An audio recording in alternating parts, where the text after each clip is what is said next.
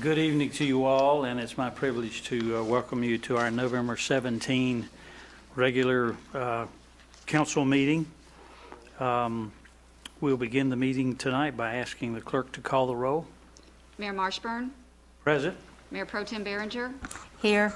Councilmember Dellinger, Here. Councilmember Matthews, Here. Councilmember Singleton, and Councilmember Vance. Here. Thank you, and you'll note, obviously, Mr. Dellinger is with us virtually tonight, and we anticipate Mr. Singleton's arrival probably within the next 10 or 15 minutes. He got tied up in traffic trying to get here, so he will be with us before long.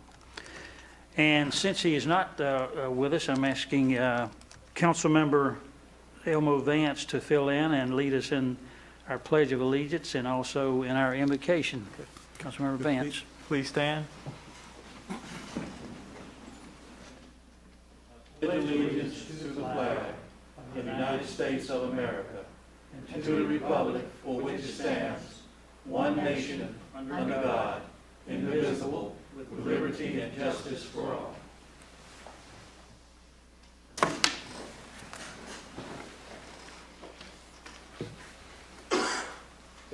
Come to you again as humbly as we know how to give you all the glory, God. We thank you for waking us up this morning and starting us on our way. Father, we ask that you give us the wisdom and knowledge to properly serve your people, Father. God, we ask that you bless those who are in this chambers and those who are listening by way of Facebook Live. God, we ask that you be with those individuals who are currently suffering from this coronavirus. We ask that you strengthen them and guide them and let them know that you have not left them alone. And whatever they go through, you are there with them. Be with the first responders, God, to protect them from hurt, harm, and danger. Give them the strength and endurance as they go through some difficult times themselves. God, we ask that you continue to strengthen this country and to bless this country and its leaders. And we will give you all the praise and the glory. And it's in your most precious Son, Jesus Christ's name, I pray. And we all say, Amen. Amen. Thank you, Mr. Vance. Okay, following the agenda, if you have it in front of you, the first item of business ordinarily would be petitions and comments, and so we encourage people to sign up in advance. I believe the clerk says there are no persons signed up. Is that correct? Correct. Notwithstanding that, if you're here this evening and you desire to make a petition or comment, now would be the time to raise your hand and let me know, and I'll recognize you. Okay, seeing none, we will dispense with that. All right, council, the next item is the adoption of the agenda. You have it before you. What is your pleasure? I move that we adopt the agenda. Second. Okay, properly motion made and seconded. All those in favor, please say aye. Aye. Aye.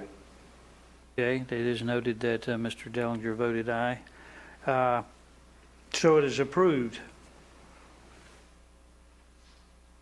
The next item of business is a presentation, and I'll be happy to recognize Mr. Joe Stallings, our Economic Development Director, who is Ms. Maury Howe with you this evening? Oh, excuse me, there you are. I'm sorry. You can come up whenever you want, or now would be fine. Yeah, so we recognize both of you. Yes. Thank you, Mr. Mayor and Town Council. Maury and I have the pleasure once again this year to present to you all the Economic Development Department's annual report. We are going to start off with playing a video, and I hope Rick's back there. I'm Garner Economic Development Director Joe Stallings. I'm Garner Economic Development Director Joe Stallings. Garner's economic development prospects have never been brighter. The past couple of years have seen high-profile, transformational projects come to our community, with others in the works.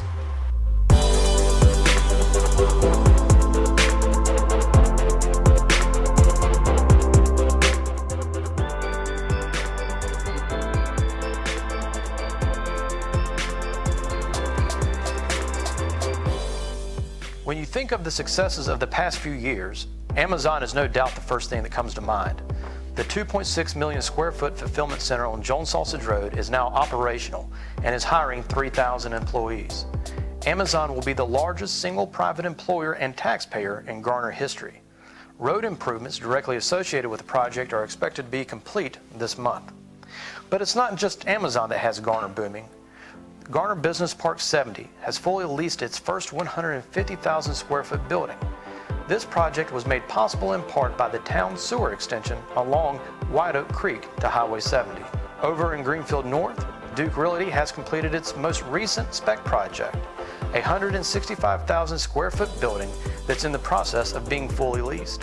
3, 2, 1. Meanwhile, the South Korean firm Hansei, a global leader in the apparel industry, just cut the ribbon for its first U.S. manufacturing facility located in the 515 building in Greenfield North. Garner's recent growth also has included approval of 2 hotels, a Holiday Inn Express and a True Hotel, the latter being now under construction along Highway 70 adjacent to White Oak. At build-out, these projects will represent approximately $25 million in new investment. Just behind White Oak Crossing Shopping Center at the intersection of Jones Sausage and East Garner Road is the White Oak Innovation Park project. A 300,000 square foot Class A office space project approved earlier this year. The project will be the largest office park in Garner history and will serve as an impressive gateway into the historic downtown Garner area. And downtown Garner itself continues to evolve as a hub for recreation and culture, and as an enticing location for creative class entrepreneurs.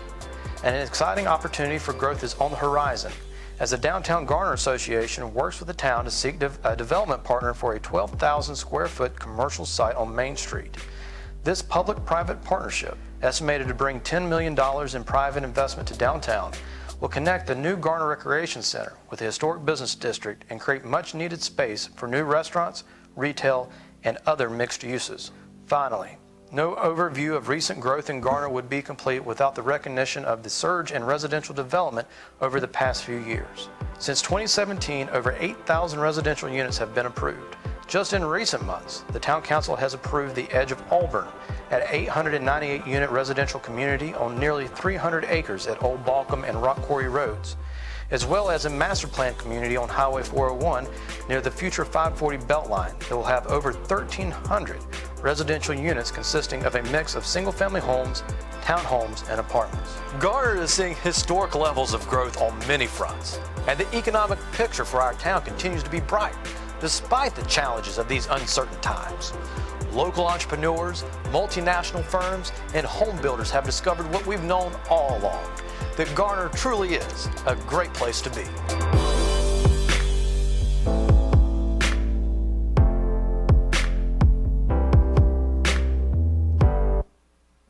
So I want to give thanks to Rick and Adam for helping put that together. Certainly we couldn't have done that without them, but that gave a little bit of an overview of all the great things that have gone on this past year. And I am going to, hopefully, they didn't exit out of our report. Here we go. So before you at your desk is the fiscal year 2020 annual report, and I'll begin with some of the data that our department keeps up. The other thing I would say too is Mari makes me look good, and she put this report together, and I hope that you all find it pleasing as well as informative. But she does an amazing job at designing these each year, and we're fortunate to have this put together for you tonight. But our population continues to grow. Even during this past year, we did see an uptick, a substantial uptick in unemployment in our community. But as you can see, our tax base continues to increase, permits continue to be pulled, and the average home sales price continues to increase over last year. Our vacancy rates and our quarterly lease rates in our commercial real estate markets continue to do well. Even, like I said, during these tough times of the pandemic, we have seen lease rates rise and vacancy rates steady out. You'll notice that a lot of the vacancy rate increase is due to new product coming on the market and not being leased whenever it is completed. So if it's not leased up before they receive their CO, they'll be considered vacant until they are leased. But the demand for new industrial product and commercial product still remains healthy.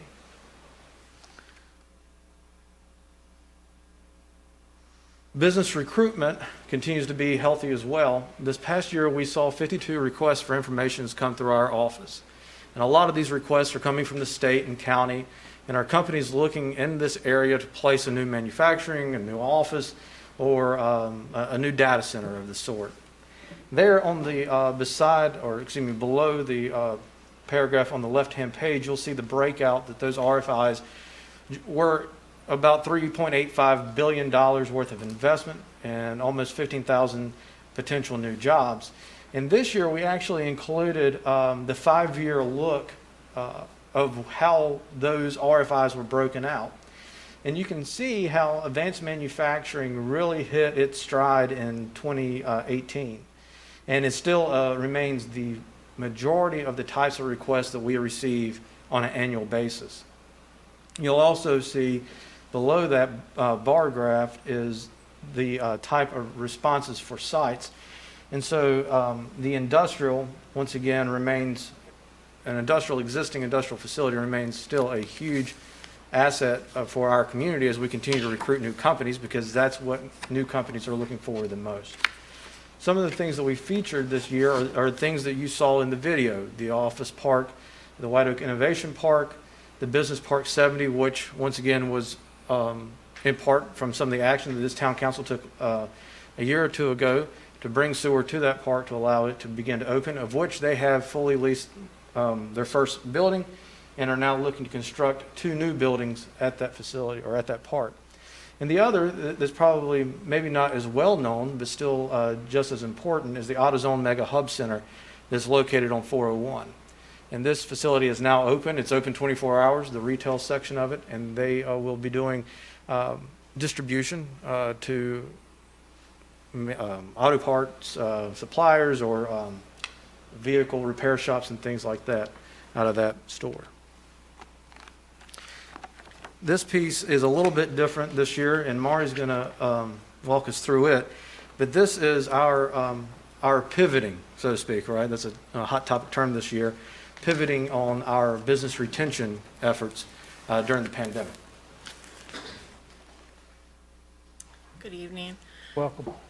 So as Joe mentioned, this was a little bit of a different year for business retention. In a normal year, we would bring you information about the companies that had been visited, their outlook for growth, the number of jobs they had created, new investment. Before COVID forced the closure of, many of the businesses, Joe was able to meet with 12 businesses this year. Since that didn't necessarily give as large of a data pool as we normally like to present, we are sharing again the data that we presented earlier this year from our COVID-19 survey to understand the impact that it has had on Garner's business community.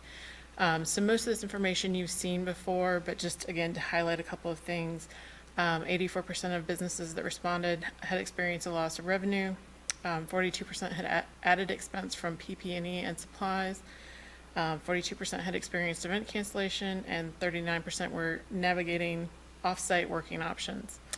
One of the things that came out of this survey was some new programming, including the Business Resiliency Series that Joe has hosted for the last few weeks. There's been one 1-hour webinar each week in November focusing on things like cybersecurity, financial planning, and active design for your store. 60% of the businesses that surveyed had to suspend their storefront operations. This was definitely a challenge because only a little under 40% had an online component for their store, and less than 11% were making more than a quarter of their revenue from online sales. So we're definitely seeing, the big takeaway from this year is that, businesses are struggling, but they're still open. Their revenue is down, but they're able to kind of make it through. So we look forward to hopefully reporting, about their success in the next year.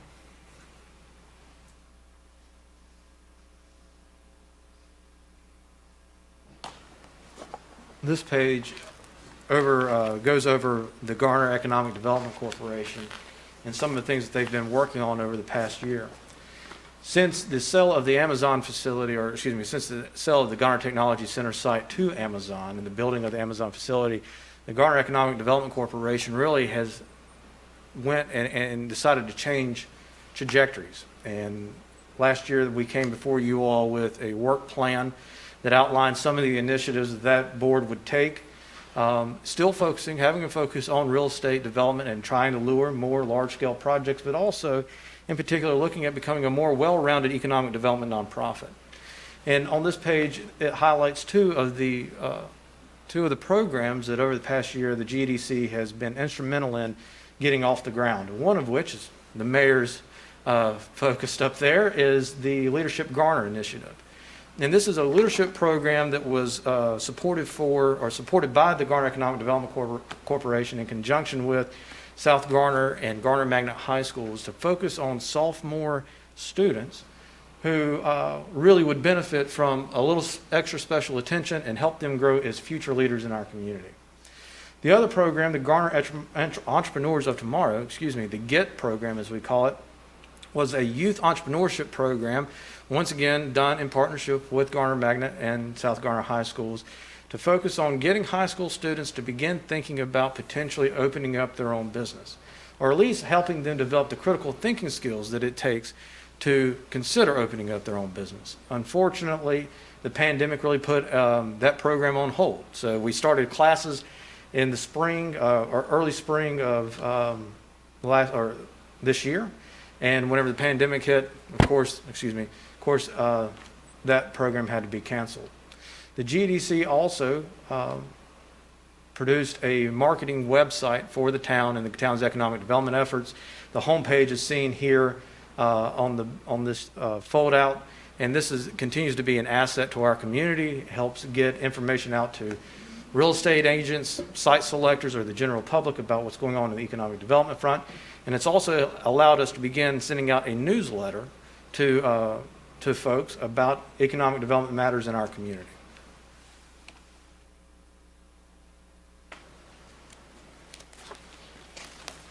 We also featured the Downtown Garner Association. We've had a great year this year. This has been a year where private investment has outpaced public investment, which we hope is the tipping point for this trend to continue in the future. We had a total of $3.76 million invested in downtown in this last year, $1.8 million from public investment and $1.95 from private investment. We've had a pretty good year, all things considered, with the pandemic. While we have had a couple of businesses close, we've had 0 businesses remain permanently closed as a result of the pandemic on Main Street. We have had one new business open right before the pandemic, which is Shady's, which is a new beer, bourbon, and barbecue joint. I believe they're open on the evenings on the weekend if you want to stop by and say hello to those folks. They would be happy to see you. And we also partnered with the Chamber of Commerce to help launch the Garner Resiliency Fund. The Downtown Garner Association is acting as the fiscal agent, helping with that citizen-led initiative, which has provided over $48,000 to 34 businesses so far. Also on this page, you'll see we have a new development that's happening on Rand Mill Road. The former Alco cabinet manufacturing site was sold earlier this year and is currently being redeveloped into a luxury wedding site venue and Garner's first distillery. So we're anticipating both of those will be opening in 2021. And we expect that they will bring over $2 million of investment in addition to the sale of the property, which happened in this fiscal year.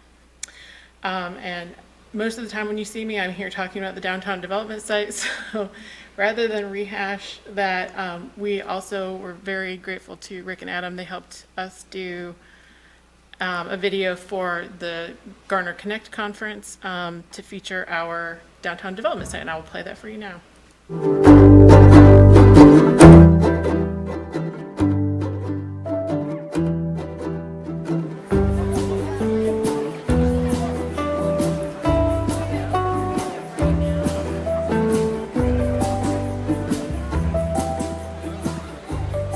Hi, I'm Mari Howe, Garner's Downtown Development Manager.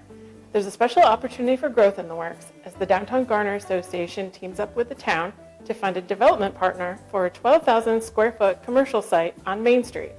This public-private partnership is estimated to bring $8.7 to $10.5 million in private investment to downtown.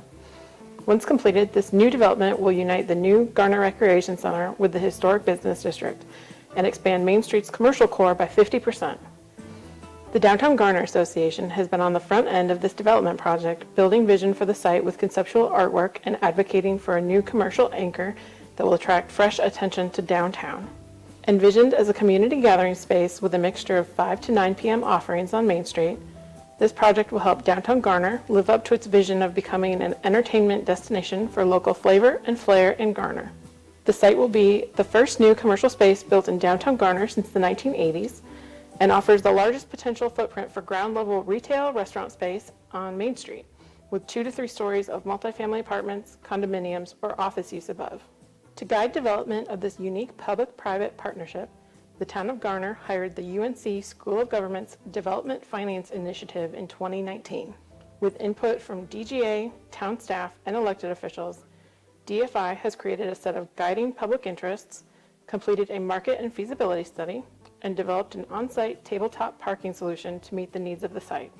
Through the end of 2020, DFI will oversee a request for proposal solicitation to market the site to local and regional developers. DFI will help the town evaluate proposals for their ability to develop a feasible project that meets the town's guiding public interest within a proposed timeline. The town hopes to select development partners by the end of the first quarter in 2021. These are exciting times in historic downtown Garner. We can't wait to see what the future brings.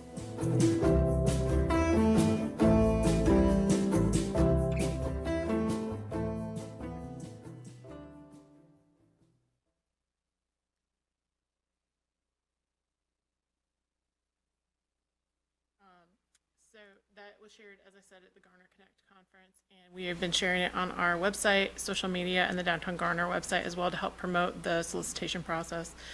We'll be getting an update soon from DFI to hear more about their outreach efforts to the pool of developers that they've been working with, and we look forward to bringing that to you soon. Mayor and Town Council, that does wrap up our annual report for this past year.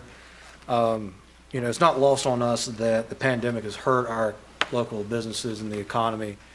And so we're trying to do what we can through our Business Resiliency Series, and we hope folks will take advantage of that and reach out to our office if there is something that we can do to assist them. We know we're trying to get out information from the state and federal government and the relief efforts that they're putting forward. So as we enter into next week and Thanksgiving, I think this report shows us that we have a lot to be thankful for in Garner.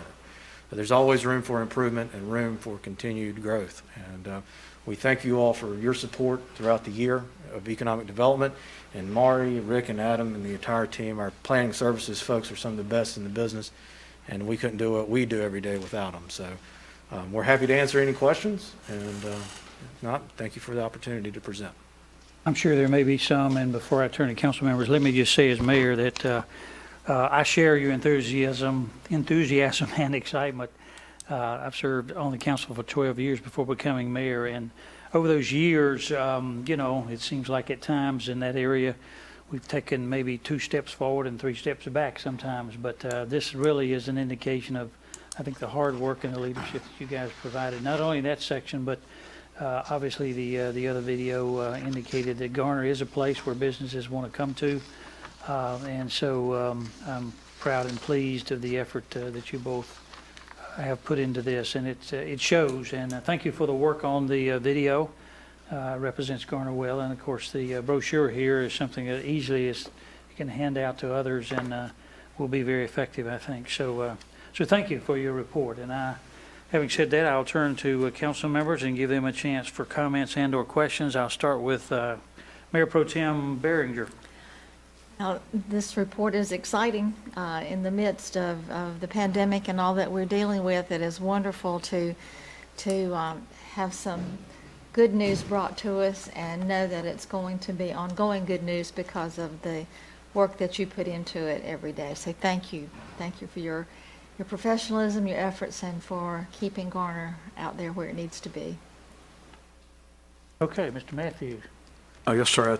That's a great report, and I'm excited about things coming down that way. I know we will be addressing some things this evening that's going to help change the landscape down there, just starting it, and I think I can foresee that just going all the way through there with a lot of old house style housing, the potential of this commercial property, and the also the distillery and all that. And had a chance to ride some of those back streets with John a couple of weeks ago and see the potential of what we've got going on down there. So I think we're just on the tip of the iceberg, and so many communities I travel in that they don't have a downtown program, or maybe a couple might, but I think with the challenges we've had in the past that we're fixing to move forward on this thing, and I see great things happening, and let's just keep that momentum going. As long as we're going forward, we're not going backwards. Thank you, Mr. Mayor. You sure. Mr. Vance? Oh, yes, I would just say a very thorough report, and greatly appreciate the hard work that's going in, and with the vision of downtown coming to fruition after so many years, it is good to see that. And I will just pretty much ditto everything everyone else has said about the momentum and everything going forward, so keep up the good work. Okay, and Mr. Dellinger, it's your turn. Can you all hear me? There he is, yes. Just want to thank you both for all your hard work and continuing to push this vision of a vibrant Garner. I'm also grateful for the attention you give to the small businesses and entrepreneur, but also the big corporations. So that's always good to see and necessary. I just want you both to continue to be sort of aggressive and uncompromising and highlighting Garner's value. I think we're really at a tipping point. So just thank you all both for your hard work. Okay, thank you, sir. Mr. Singleton, you just arrived. I don't know if you care to, since you didn't hear the presentation, but if there's anything you would like to say or ask a question of these two. No, sir. I just thank them for their hard work that you've been doing. The results are out there on the ground. Thank you. Okay. I can add one other thing, Yes, Mr. please. Mayor. This report that's before you this evening will be on the town's website. Under the economic development, there's a tab there that will be 2020 Economic Development Annual Report, as well as on the website choosegarnernc.com. So anyone that doesn't have a paper copy that would like to see it can go to either one of those websites and find it. Just a quick note, Joe. I have a sort of an affinity for the GEDC, having served there in the past, but could you just let folks know essentially who comprises the board now? I believe, is it Jeff Swain who is the chairman? Yes, sir. So we have gone to a 5-member board now, and Jeff Swain is our chairman. Councilman Vance serves on the board, as well as Doris Huebner, who's our secretary, Griffin Loffridge, who is our treasurer, and Suzanne Griffin with Butterball also serves as a board member. So we've got a great board, and they're hard at work. We're going to put them even harder to work here soon on carrying out their new work plan and continuing to bring value to this community. So we're really excited about the future of that organization. Pass along our commendations to them as well, if you will. Yes, sir. Happy to. Thank you. We appreciate it. Well done. Okay, council, the next item of business is the consent agenda. And I believe there are 8 or 9 items on the consent agenda. You are aware of those. Do I have a motion that we approve the consent agenda? I move that we approve the consent agenda. Yes. There is a correction that needs to be made on item number 6, regarding the changes in the parks in lieu of Steve. And the minutes say she's going to effect in 2020. It should say 2021. Exactly right. That was brought to our attention. So with that correction noted, council, are you prepared to vote to approve the consent agenda now? If so, let me see. I don't believe I have. Yeah, we were ahead of a motion and a second. We did. Okay. That was just an item of correction. Okay. So with that correction noted, if you approve of the motion to approve the consent agenda, please say aye. Aye. If there's any opposition, no. Okay, and there is none. Mr. Mayor, please Yes. call for Mr. Dellinger's vote. Yes, Mr. Dellinger, how do you vote on the consent agenda, sir? Aye. Okay, thank you. Probably need to have you, we'll call on you for future votes as well, Mr. Dellinger. Okay, we're now ready to move into our public hearing section of the agenda. And so I'm going to recognize, let's see, is Mr. Banford? Yeah, there he is, for the first presentation, CUD Z2003 and CUP SP2003 Timber Drive East Apartments. So we're ready for you, Mr. Banford. Let me see, I need to go ahead and explain what we're doing here, right? He's going to, by the way, if you're here to testify in this particular hearing, if you will, please go back and be sworn by the clerk. And while that's happening, this is a meeting that is being conducted as a remote meeting pursuant to North Carolina Session Law 2020-3. Councilmember Dellinger, as you probably note, is participating virtually. Whenever he cannot be seen on the screen, he will identify himself by name prior to asking questions, participating in deliberations, making motions, and proposing amendments and voting. For all public hearings on the agenda, written comments may be submitted up to 24 hours after the public hearing, and those can be submitted, and please submit those written comments by email to our town clerk, whose email address is listed. Should I read that out? Mm-hmm. Okay. That would be sgibson@garnernc.gov. Since this is a quasi-judicial hearing, all persons who have standing to participate must indicate whether or not he or she consents to the remote meeting prior to speaking or giving testimony. So that would apply all the people who are being sworn in. Under state law, the parties are entitled to a fair hearing. And so at this point, I'll ask, do any council members have a fixed opinion prior to the hearing that is not subject to change? Have any ex parte communications or have any close familial, business, or other associational relationship with an affected person or have a financial interest in the outcome? If that is the case, you should indicate that now. Okay. Members present are saying no. And Mr. Dellinger, would you state your response? I do not, sir. Thank you. Okay, thank you, sir. This is a fact-finding hearing and only competent material and substantial evidence that is not repetitive is allowed. Only expert witnesses based on training and experience may testify as to impacts on property values, traffic safety, or noise levels. Council members are only allowed to receive factual information during the hearing and are not allowed to discuss the case outside of the hearing. And so as each speaker comes up, we'll ask you to consent to the remote hearing. I believe, Madam Clerk, we've had everybody sworn in at this point in time. Is that right? Okay. So I will now open the hearing, and I'll recognize Mr. Banford from the Planning Department. Thank you, sir.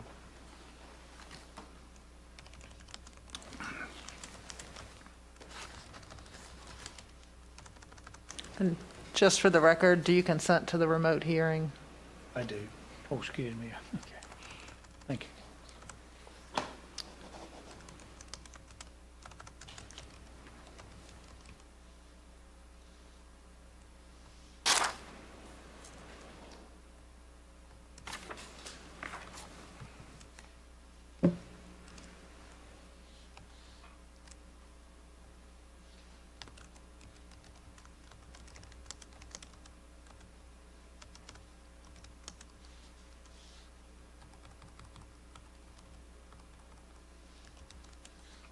Okay, we're ready. Good evening, Mayor and members of council. We have two separate but related conditional use rezoning and site plans before you tonight. And both of these projects are located on Timber Drive East. The first project is Timber Drive Apartments. The site's approximately 17.58 acres in size. The neighborhood meeting, which is required, was held on July the 21st of this year. And your staff report should have some additional information on that. This is a vicinity map of the project and rezoning site outlined in orange. I-40 is located to the right or to the east of this site. Aberley Apartments are located directly north of this site, and Timber Drive East is located along the western boundary of the property. This is a Google Street View looking south on Timber Drive East. The Aberley Solaire Apartments are located on the right side. Those have been under construction, and several buildings have been CO'd out there. The project site is located directly across the street in this vicinity here.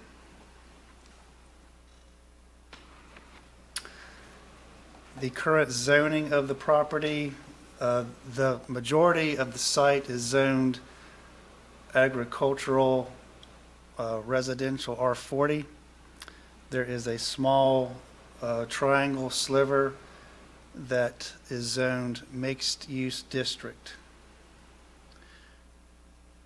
The predominant zoning in this area is MXD or mixed use on both sides of I-40. We also have some multifamily MF2 zoning directly across the street where Aberley Solaire Apartments are located. The Aberley Apartments that have been developed to the north, those have mixed-use zoning. This table shows the rezoning cases in this area of Garner. The oldest case we could find was from 1985 on White Oak Road. The most recent cases were from 2019, was the Elevate at White Oak apartment project, which was approved on White Oak Road and Salt Hill Road. Aberley Solaire, which is directly across the street from this project site, that was approved in 2016.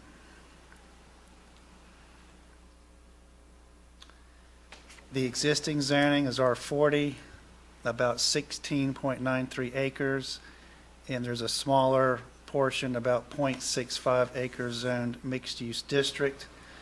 The proposed zoning for the entire 17.58 acres is multifamily 2 conditional use.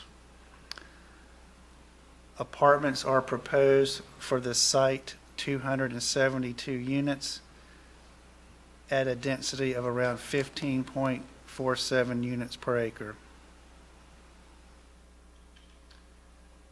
This is a list of all permissible uses in the MF2 general use zone.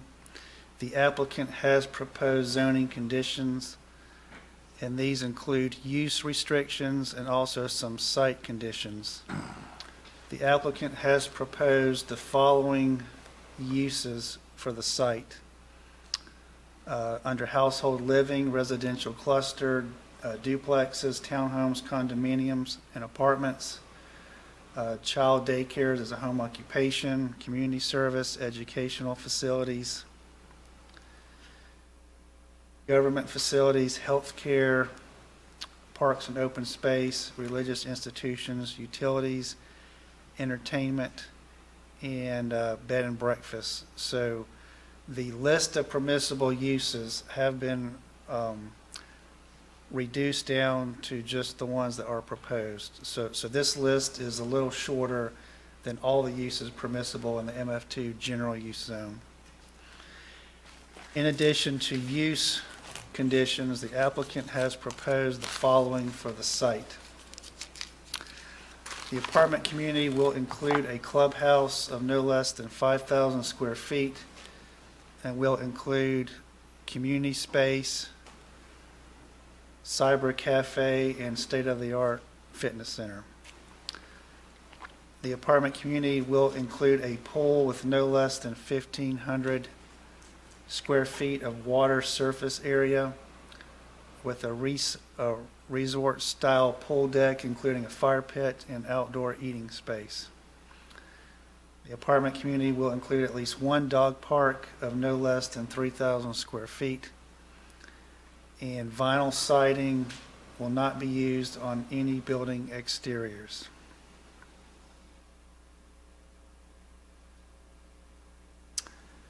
The neighborhood meeting, again, was held on July the 21st, and this map shows the notification area for the public hearing and also the neighborhood meeting.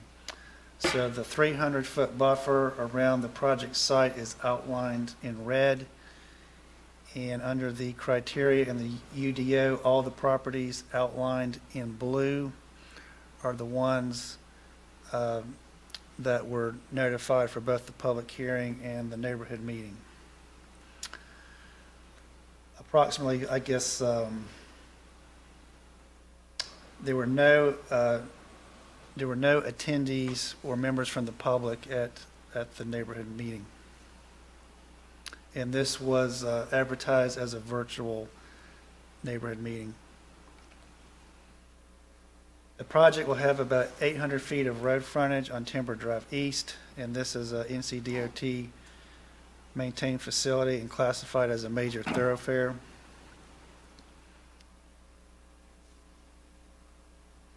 Timber Drive East does connect into White Oak Road, and White Oak Road is also a major thoroughfare maintained by NCDOT. A traffic impact analysis was required by the town and NCDOT. And in addition to the required extension of Timber Drive East and sidewalk construction along the property frontage, NCDOT's congestion management found the following improvements necessary.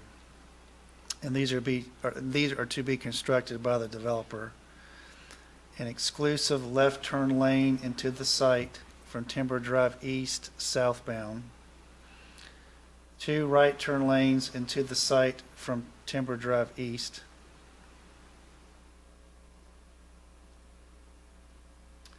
Moving to the Garner Forward Future Land Use Plan. This is the future land use map, and the plan has this area at the end of Timber Drive East designated as Mixed Density Neighborhood Center. And this would support a mix of residential uses at medium and high densities.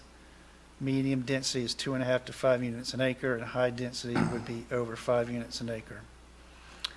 And this would include developments mixing single-family townhomes or apartments together.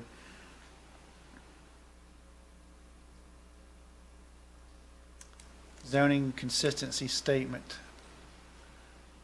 Based on the preceding, town staff offers that the requested rezoning from MXD and R40 to multifamily to conditional use District 228 with a proposed density of 15.47 units per acre is consistent with the Garner Forward Comprehensive Plan's future land use map. And it's also consistent with the surrounding zoning and land uses in the area.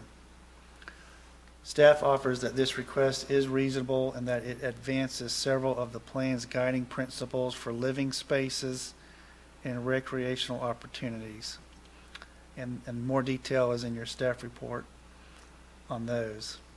Staff is supportive of a recommendation finding this request for multifamily to conditional use zoning consistent with the Garner Forward Comprehensive Plan, so long as the council is satisfied with the voluntary zoning conditions offered up by the applicant. And that concludes the rezoning portion of this presentation. Allison Jones will pick up and go over the details of the apartment development. And I'll be happy to answer any questions now or at the end of her presentation. Okay, why don't we see if we have questions for you now, Mr. Bamford, right after your presentation, and I'll start, I'll start with Ms. Behringer, Have any questions, sir? okay? Mr. Singleton? No, sir. Okay, none. Mr. Matthews? Okay. And Mr. Vance? No questions. Okay. Mr. Dellinger? No questions. Okay, thank you. All right, I guess you're off the hook, Mr. Bamford. Welcome, and I believe I should ask you if you consent also to Yes, the yes, I remote consent. hearing. Excuse me. Yes. Yes, okay. Thank you. All right. I will be presenting the site plan portion of this project. And good evening, everyone.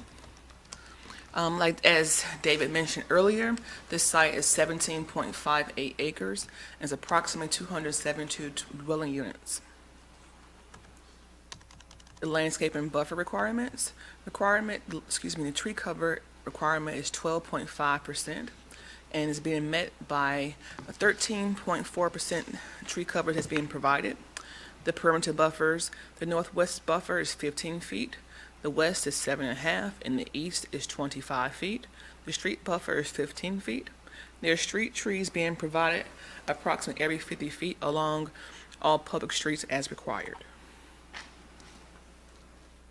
The open space and parks, the parks open space plan. They're required to have a 10% open space. They're providing 13.4%. The Parks and Recreation and Cultural Resources Department recommend a fee in lieu parkland dedication. Residents of the Timber Drive Apartments will have access to amenities and open space. Those amenities include the clubhouse that David mentioned earlier, and the Cyber Cafe and the fitness center. The community will also have a dog park, pool, fire pit, and outdoor eating area. The Inspections Department, together with the Fire Department, has reviewed and approved the plan as proposed. This site does not contain FEMA floodplain. However, it does have wetlands on the site and a USGS stream. Stormwater management.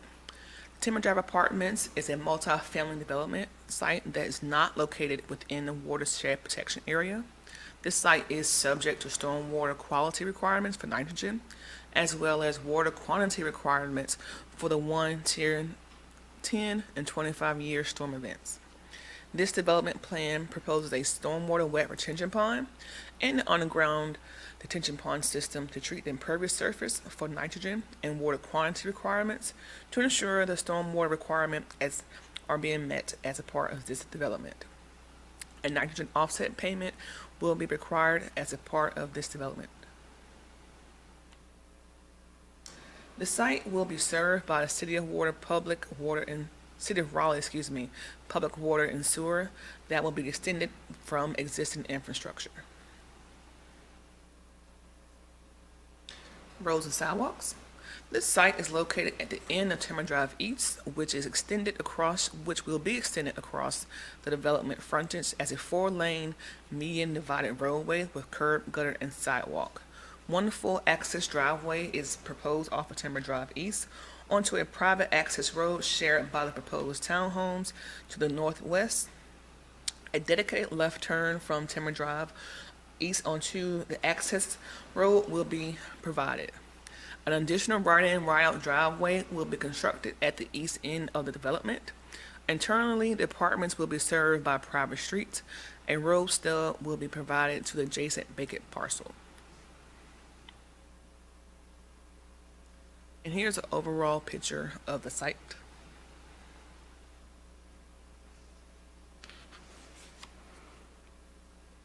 And the stub I just mentioned is right there. And the elevations of the proposed apartments.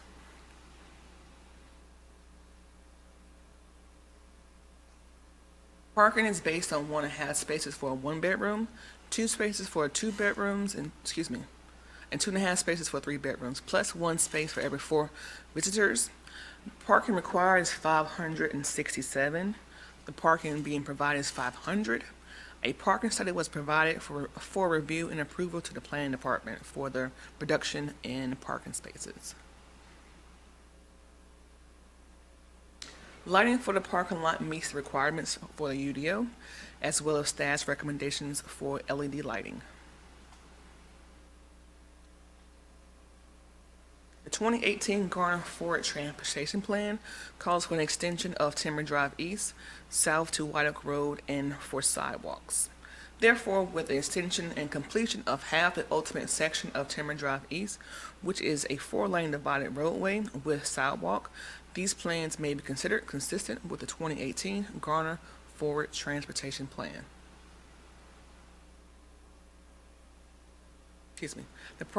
The project does not fall within the land acquisition area within the Parks, Recreation, and Cultural Resources Comprehensive Master Plan.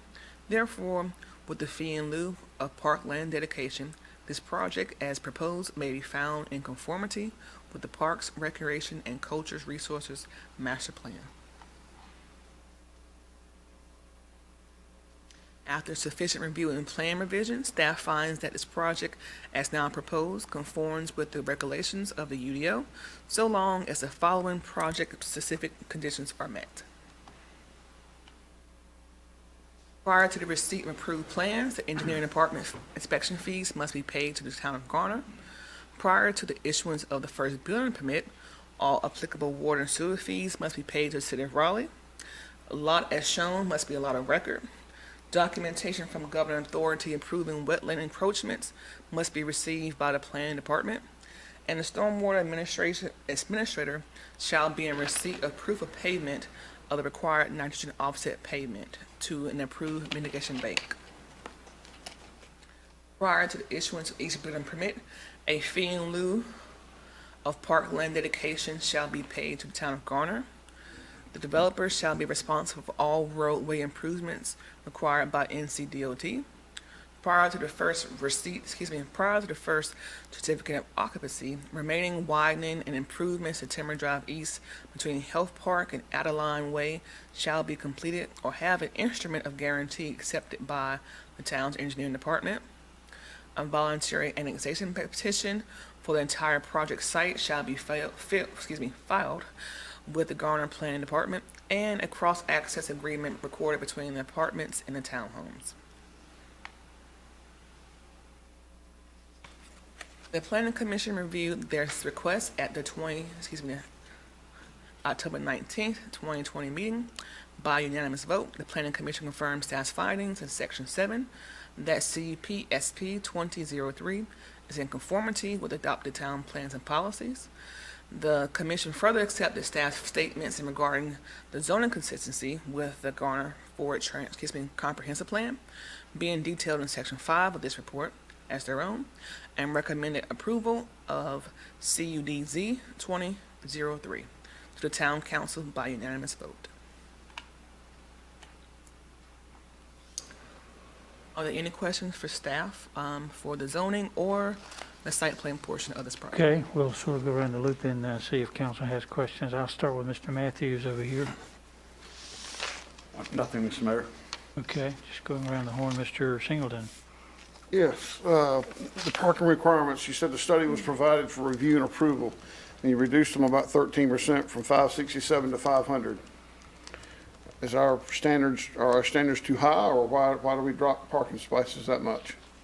Well, this won't be the first project we have reduced the parking for. I want to say Evolve at Timber Creek, I think it's changed names now. I want to say that was reduced by 15%. That's the most that we reduced was 15%, so we felt comfortable with the 13%. And actually, Stacy wrote out, Stacy Griffin, other site plan reviewer, she wrote out to Evolve to check it out at nighttime to see how it looks when people are actually at home. And there were still empty parking spaces at that time too as well. Okay, we're dropping a lot, and I know maybe they don't have visitors as often now because of COVID, And that may change, but anyway, if y'all feel comfortable with it, that just seems like a big drop. I mean, if that's the case, do we need to change our standards? We Okay. have looked into that too as well. Okay, all right. We compared this, not every locality, but we compare, at least I know for off the top of my head, City of Raleigh standards. And I think the rewrite that we're doing now, we may change those parking requirements. Okay, all right, thank you. Okay. Ms. Behringer? I have no more questions. I had the same question Mr. Singleton did, but that was all. Okay. Mr. Dellinger, questions for Ms. Jones?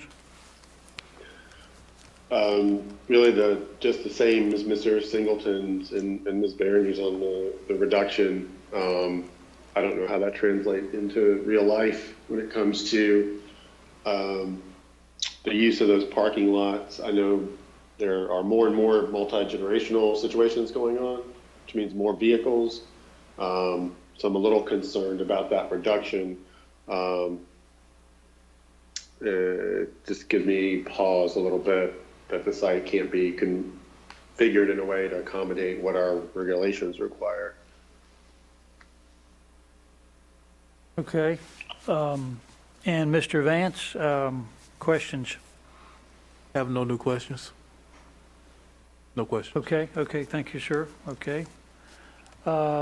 If that's it for Ms. Jones, we'll now hear from, who is next, the developer? Yes, the applicant is here. Yeah, excuse me, yeah. You'll come forward and identify yourself, name and address. Good evening. Good evening.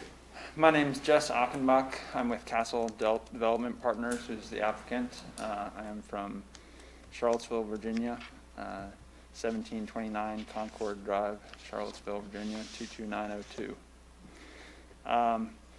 Thank you for having me tonight.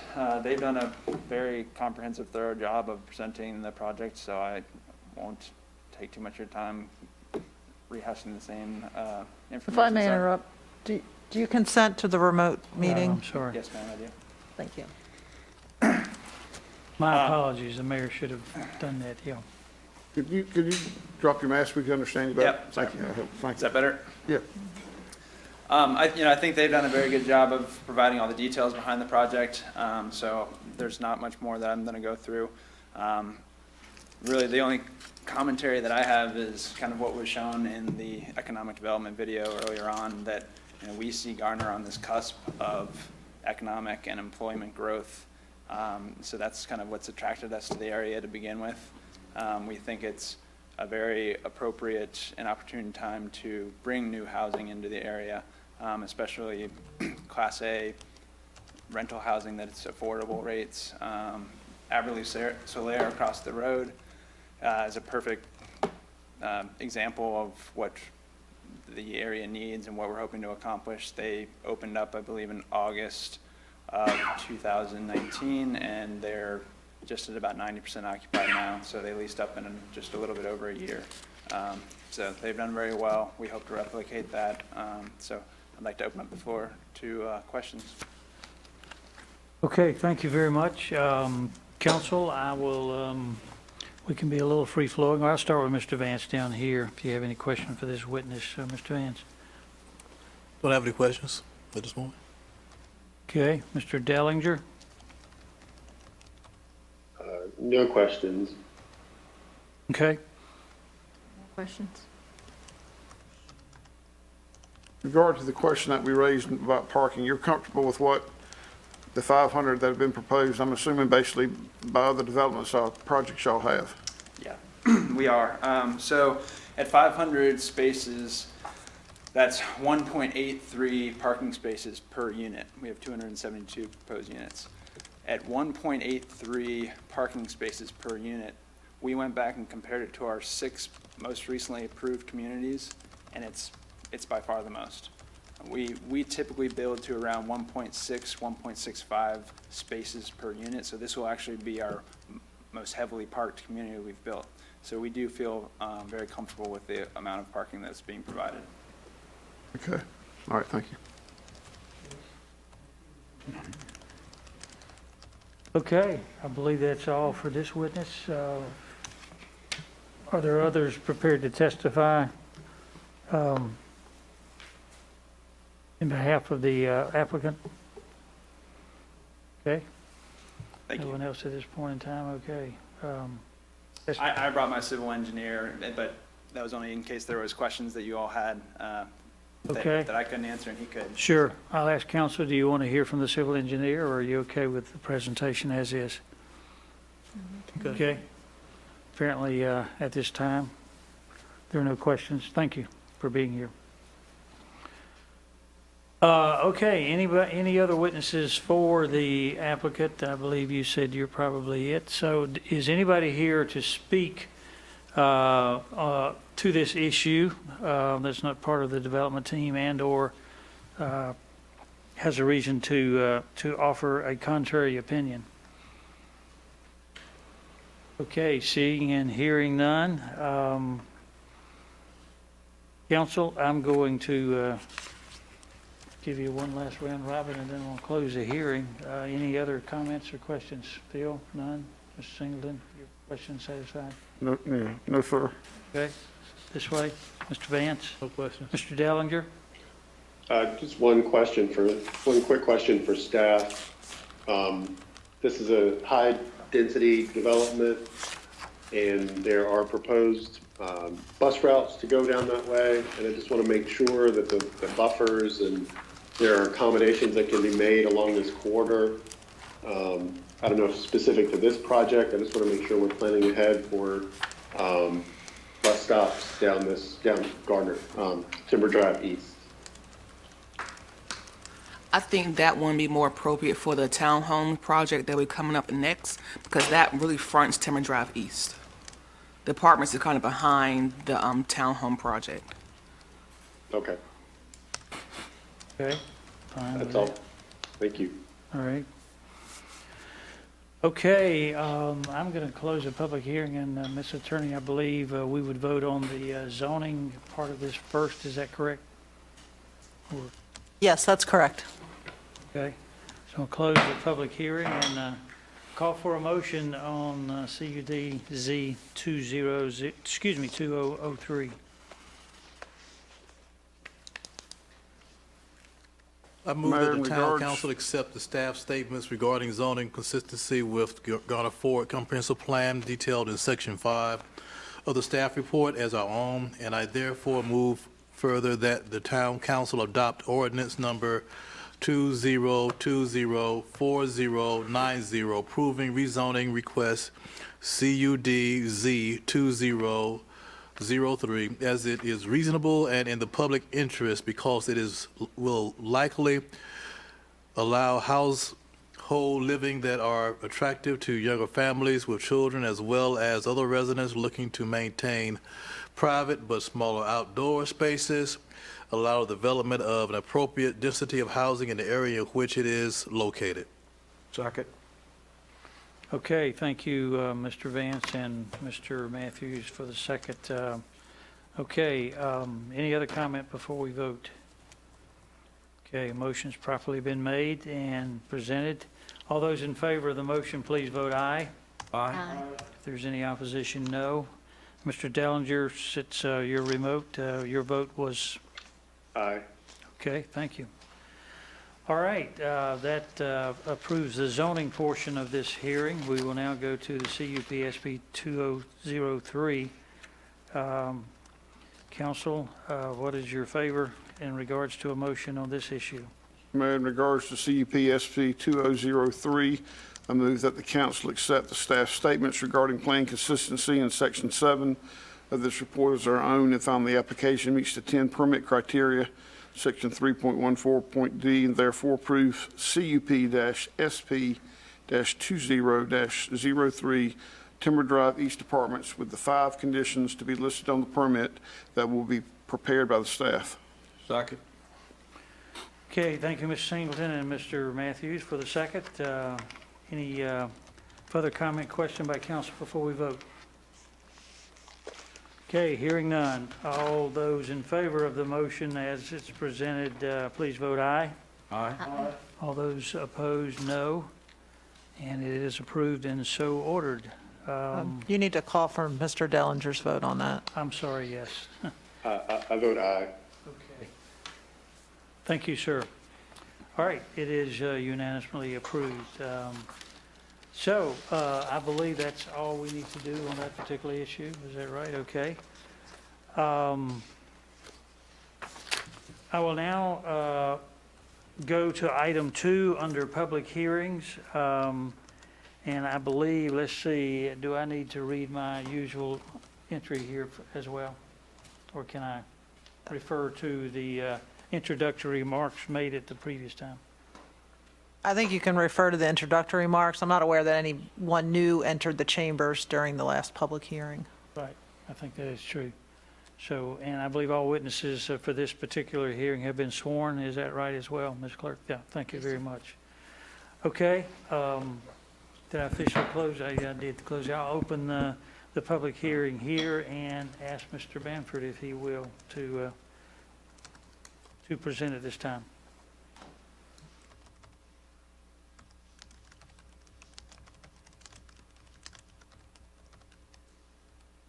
And by the way, do you consent to a remote hearing, Mr. Bamford? I do.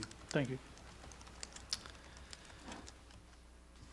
Mayor and members of council, this is the other project. This is Timber Drive Townhomes. And this is in the same vicinity of the previous project. It's on a tract approximately 4.05 acres. Their neighborhood meeting was held on July 21st. And this was actually a joint meeting for both projects. So the July 21st neighborhood meeting was for both the apartment site and also the townhome site.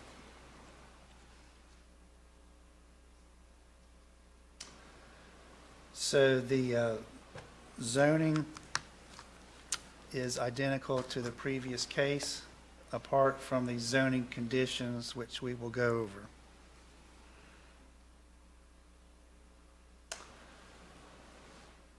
Number 3, there are conditions in your staff report, conditions 3 through 11, which address architectural concerns.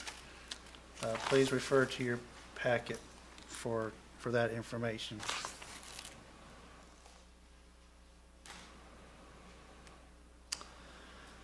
The long-range plan is also mixed-density neighborhood center, and that category does encourage a mix of residential densities.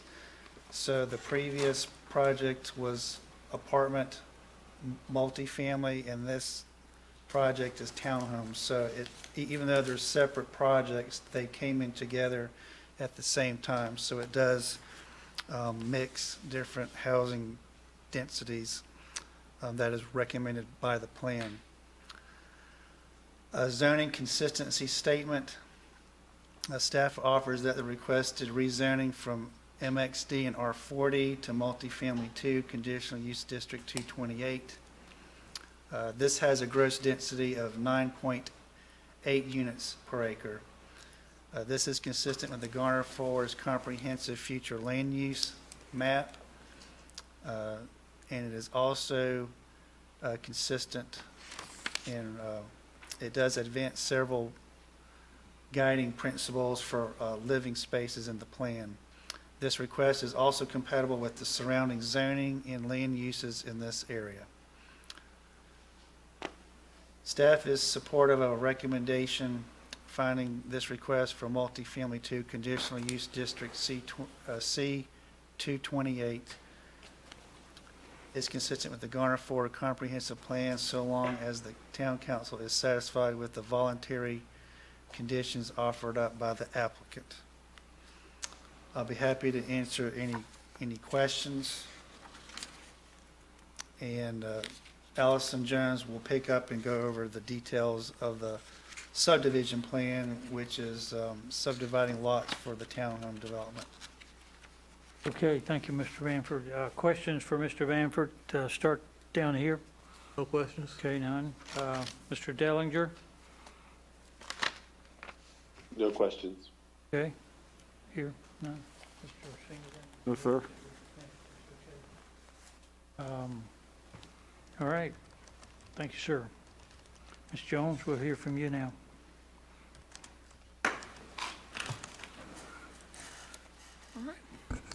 As David mentioned earlier, this site is 4 acres in size. This particular project will also create the lot, well, create the lots for the townhomes and also create a lot for the apartment project we just heard a few minutes ago as well. There will be 40 lots or 40 dwelling units of townhomes. The tree coverage, the requirement of 13% of the requirement of 13% is being met with existing and proposed plant material. The plan shows 13.72% of tree coverage. The perimeter buffers, the east is 15%, 15 feet, and the western buffer is 7.5 feet. The street buffer is 15 feet. Street trees are being provided approximately every 50 feet along all public streets as required. Open space. They're required to have 10% open space. They're providing 13.72%. The Parks, Recreation, and Cultural Resources Department are recommending a fee in lieu of parkland dedication for this site. The Inspections Department, together with the Fire Department, review and approve this site plan as proposed. This site does not contain any FEMA floodway. However, it does contain wetlands on this site. Stormwater management. Timber Drive Townhomes is a multi-family development site that is not located within a watershed protection area. This site is subject to stormwater quality requirements for nitrogen, as well as water quantity requirements for the 1, 10, 25-year storm events. This development plan proposes an underground detention system to treat impervious surface for nitrogen and water quantity requirements to ensure stormwater requirements are met as a part of this development. A nitrogen payment will be required for this site. This site will be served by the City of Raleigh Public Water and Sewer that will be extended from existing infrastructure. Roads and sidewalks. The site is located at the end of Timber Drive East, which will be extended across the development frontage as a 4-lane median divided roadway with curb, gutter, and sidewalk. One full access driveway is proposed off of Timber Drive East onto a private access road shared by the proposed Timber Drive Apartments to the southeast. A dedicated left turn lane from Timber Drive East onto the access road will be provided. A rear load townhome units will be served by one entrance off of the shared drive and a series of private alleys. A stub will be provided to the northeast for connection to existing Ashton Village apartments. And here is an overall picture of the townhome.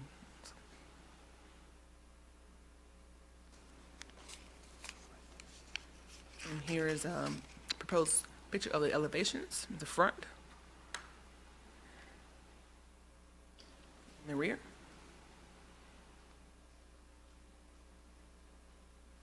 Each unit has 2 spaces in their lot as required by the ordinance.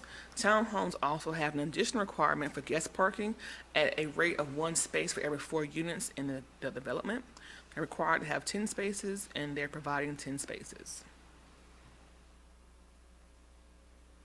Lighting for the parking lot meets the requirements of the UDO, as well as staff recommendations for LED lighting. The street lighting will be reviewed at construction drawing submittal. The 2018 Garner Forward Transportation Plan calls for an extension of Timber Drive East to the south of White Oak Road and for sidewalks. Therefore, with extension and completion of half the ultimate section of Timber Drive East, which is a 4-lane divided roadway with sidewalk, these plans may be considered consistent with the 2018 Garner Forward Transportation Plan. The project does not fall within the land acquisition area within the Parks, Recreation, and Cultural and Comprehensive Plan. Therefore, with a fee in lieu of parkland dedication, This project as proposed may be found in conformity with the Parks, Recreation, and Culture Comprehensive Plan. After sufficient review and plan revisions, staffs find this project as now proposed conforms with the regulations of the UDO, so long as the following project-specific conditions are met.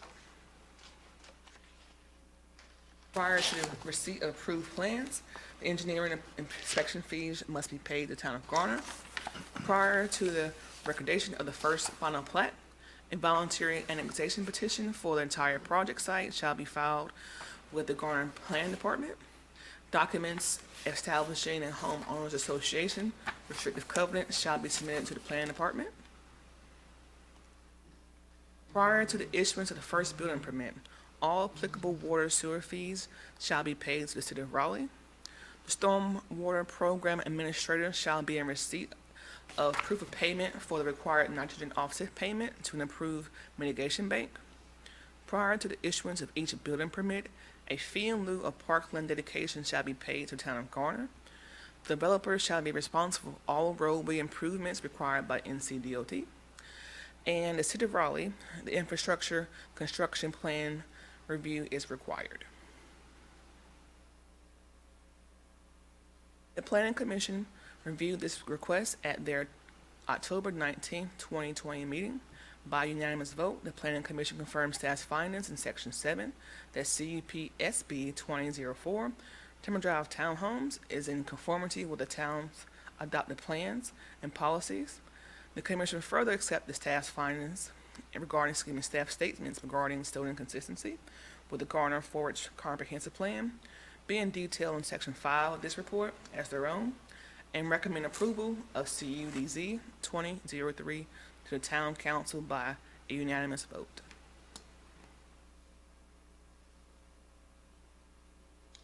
Are there any questions for staff for zoning or the site plan portion of this project?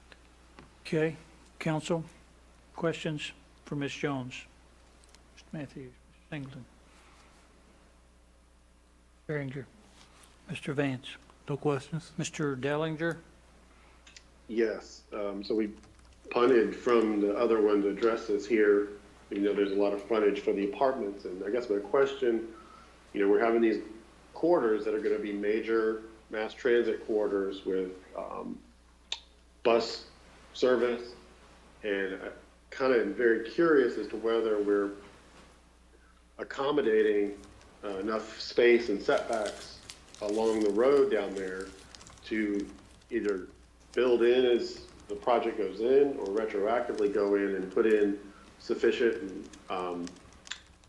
bus stop accommodations. I'm not sure of the scale of these buffers, and I'm not sure how we're incorporating that future transportation planning into some of these on these site configurations and buffers. Well, in regards to the transportation future planning, the applicant is aware of the future plans for Go Raleigh, I believe it is, for the transportation, and that there's enough room, I believe, in front of the townhomes area. It may, but don't hold me to stone there, but I do believe there's enough room in front of the townhomes to add an easement. But it's, if council wants to request an easement, making a condition to request an easement from the applicant, then that is fine. I guess I can ask the applicant when they speak what their thoughts are on that. Yes. Yes. That could take place. But they are aware of the transportation. Okay, anything else at this time? We'll hear from the applicant, I guess, whoever, yeah, same gentleman. Sir, again, I would ask you if you consent to this remote hearing. I do. Thank you. Good evening again.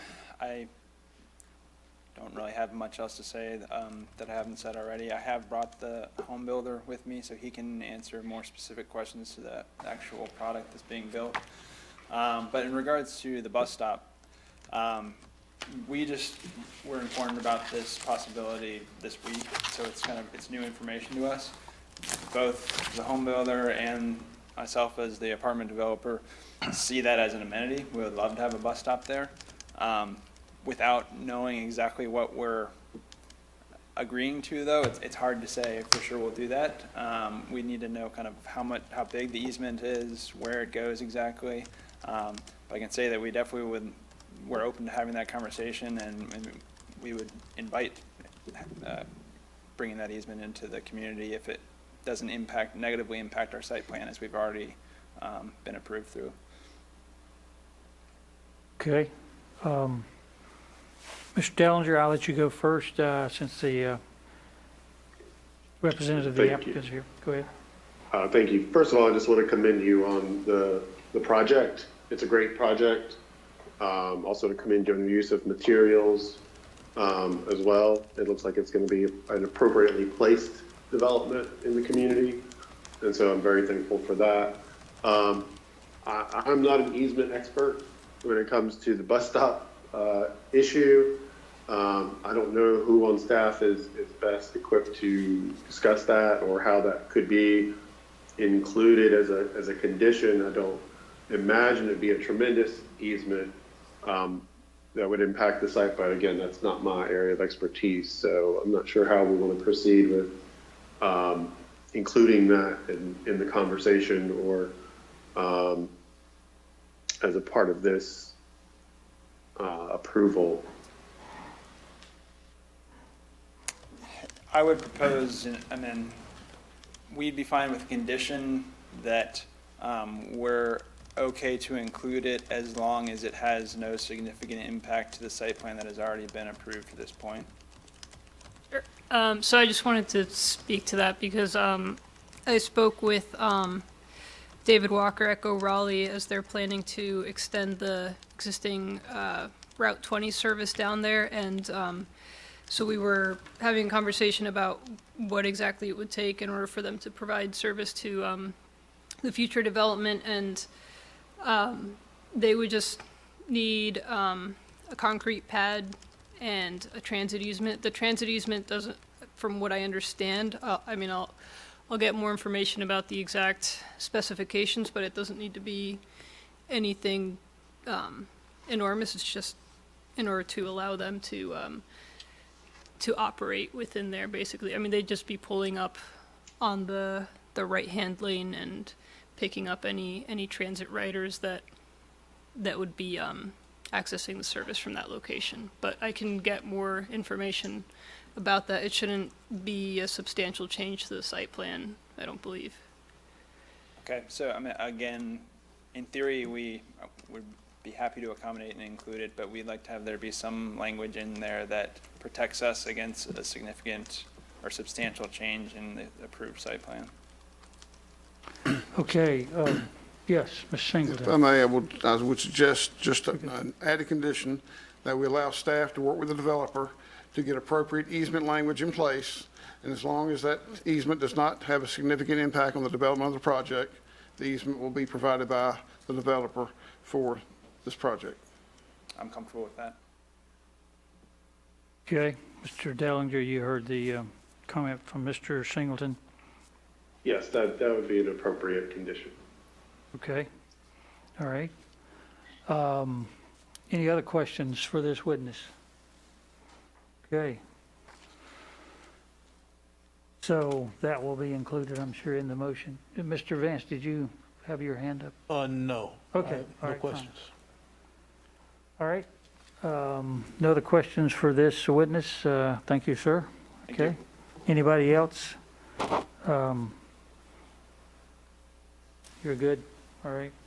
Okay, are there others here who are prepared to testify in this hearing for the applicant, or are there those here who want to give testimony in opposition to this development? Hearing none, seeing none. Okay. Council, any closing comments or thoughts before I close the hearing?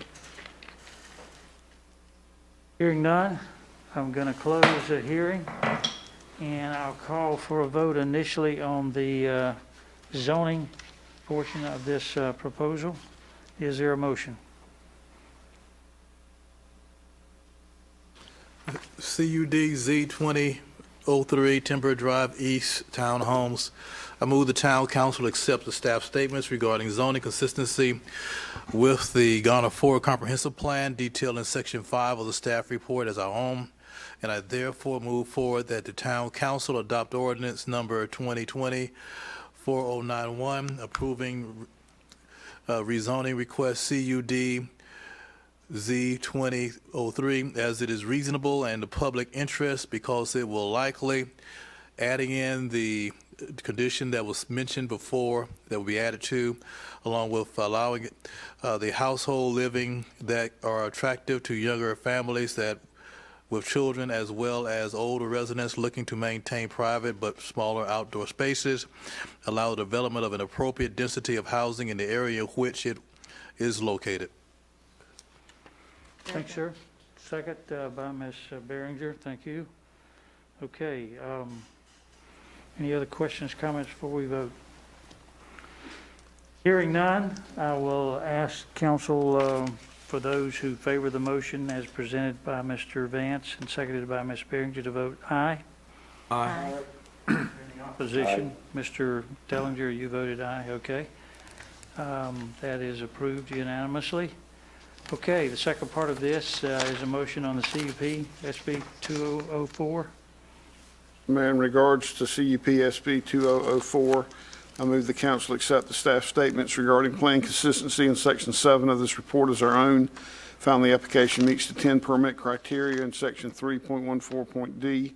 Therefore approve CUP-SP-20-04, the Timber Drive East Townhomes, with 5 conditions to be listed on the permit that will be prepared by staff, and 1 additional permit that directs staff to work with the developer and get the appropriate easement amount of property needed for the easement, and easement language be placed as a condition as long as it does not significantly impact the project that has been presented by the developer. Second. Thank you, Mr. Singleton, and properly seconded by Councilmember Matthews. Okay. Questions, comments before we vote? Thank you, Mr. Singleton, for the added condition that you discussed previously. Okay, all in favor of the motion as presented, please vote aye. Aye. Any opposition? Thank you, Mr. Dellinger. Okay. It passes unanimously, and it is approved. So thank you all for your participation. We look forward to this new project in our town. It should be a good one. Thank you. Okay. I believe the next item of business is number 3 under the agenda for public hearings, and Mr. Bowie is present. So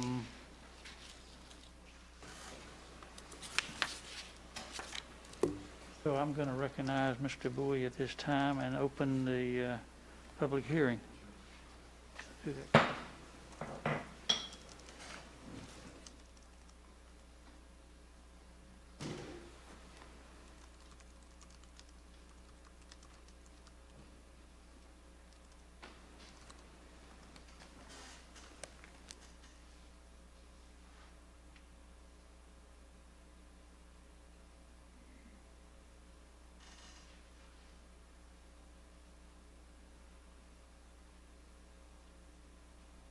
Good evening, Mr. Mayor, Council. Good evening. Tonight, I want to bring Mr. Coon's petition for a text amendment in regards to residential ground solar panels, UDO-2003. We previously heard this information at the work session, so I just want to reiterate some of the same information and give a little bit more detail tonight. The applicant is Mr. Douglas Coon. He's the owner of the property, 2903 Dunhaven Drive. The property is .90 acres and is zoned residential R20.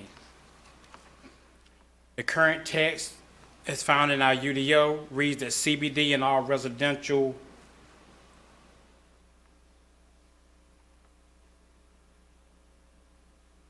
All residential zoning districts, only flush-mounted solar roof panels and/or solar shingles are permitted. The proposed text change by the applicant reads that a maximum height for, all residential zoning districts, ground-mounted solar panels and flush-mounted solar roof panels or solar shingles are permitted. A, the maximum height for all ground-mounted solar panels and related equipment should not exceed 8 feet. This includes solar panels at maximum tilt. B, the area for ground-mounted solar panels and equipment shall be no more than 25% of the principal's building footprint. C, ground-mounted panels are restricted to the interior side and rear yards only and shall not be located within any perimeter buffer by section 71K6 buffer width charts. D, ground mount solar panels visible from the street right-of-way shall be screened from view with an evergreen screen of low branching shrubs. The plantings may be located remotely from the solar panels to screen view from the street. On this slide, we see it is a overhead view of the applicant's home. And this area back here is his sketch of a ground-mounted solar panel array. And he currently has roof-mounted solar panels on his home.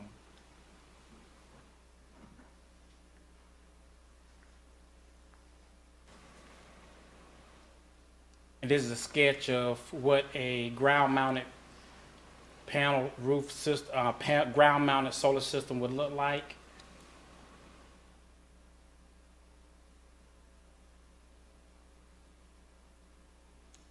Staff's preliminary considerations. Ground-mounted panels will not be allowed in the downtown CBD zoning district. Panels will not count towards 50% accessory structure allowance. Screening from all street views, privacy fence, or landscaping. Panel must be anti-glare, anti-reflective coating, and not reflect light into windows of neighboring homes. An orientation of panels such that it reduces glare at low angles and/or angle of the sun. If approved, this text amendment would apply town-wide to all residentially zoned properties. This text amendment would not apply to Central Business District. Staff would recommend sending this proposal to the Planning Commission for review and recommendation, and then back to council for a decision. And we will draft suggested language for the Planning Commission. Are there any questions? Okay, you've heard the presentation from Mr. Bowie. Thank you, sir. Question from council. Start with Ms. Berringer. Mr. Vance? No questions. Okay, Mr. Dellinger? No questions. Okay, Ms. Singleton? No questions. No question. Okay. All right. Anything else you care to add?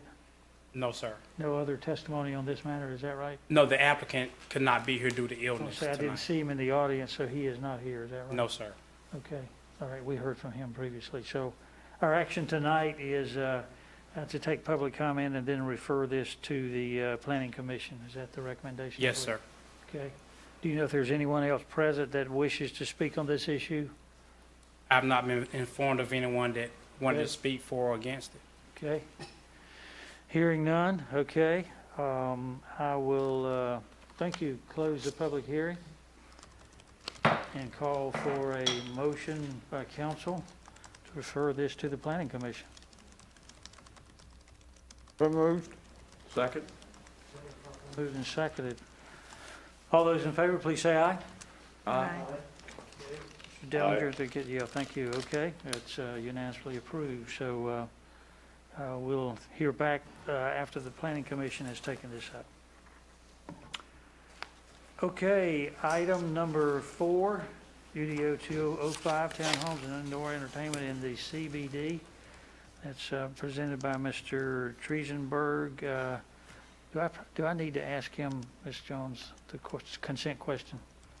No, this is a legislative hearing, so consent is not required. Okay, sure. Thank you. Okay, I'm going to open the hearing and recognize Mr. Triesenberg, Director of our Planning Department. Welcome, sir. Good evening. Sorry, I'm not seeing the right. There we go.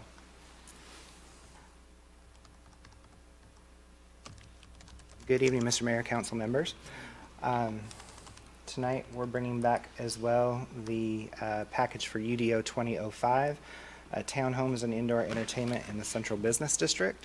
As promised from work session, I did send out the language to you, following up on how we anticipated that to work, and it is fairly short and sweet, but we are working as staff with the downtown manager on this to bring this case to you. Again, this would only apply to the Central Business District, and so I included a map here that shows that district highlighted in purple. So here's the indoor rec center site. We recently rezoned the property where the depot is at, so that's up here in the corner. And then, of course, the primary 2 blocks of Main Street and some of the properties going down Rand Mill, and then a few properties here on Main and New Rand Road. So those are the only areas that it would apply to, plus then any potential properties that would get rezoned to Central Business District in the future. So in regard to the townhomes, the only change that we envisioned would be needed here to give us more of that urban feel type of townhome development in some of the blocks down there would be to add what is underlined here in 6.5 C3C. Normally we do allow a reduction in the minimum front yard setback to 15 feet anyhow, but in the CBD it is nice to be able to bring those townhomes up just a little bit closer to get that porch kind of right on the street to be able to have some interaction with folks who may be walking. So we propose there that that 15 feet still apply in all districts where permitted, except that in the Central Business District, the minimum front yard may be reduced to 5 feet. As some communities will go all the way to 0 or 3 to 4 feet, I tend to lean towards the let's leave a few feet because you do have allowances for encroachments into that front setback already. So if they do put a little front porch on it, depending on how the steps need to be oriented, it does allow them to use that 5 feet for that. So it seems to be, I think, the most flexible in terms of allowing folks to work with that.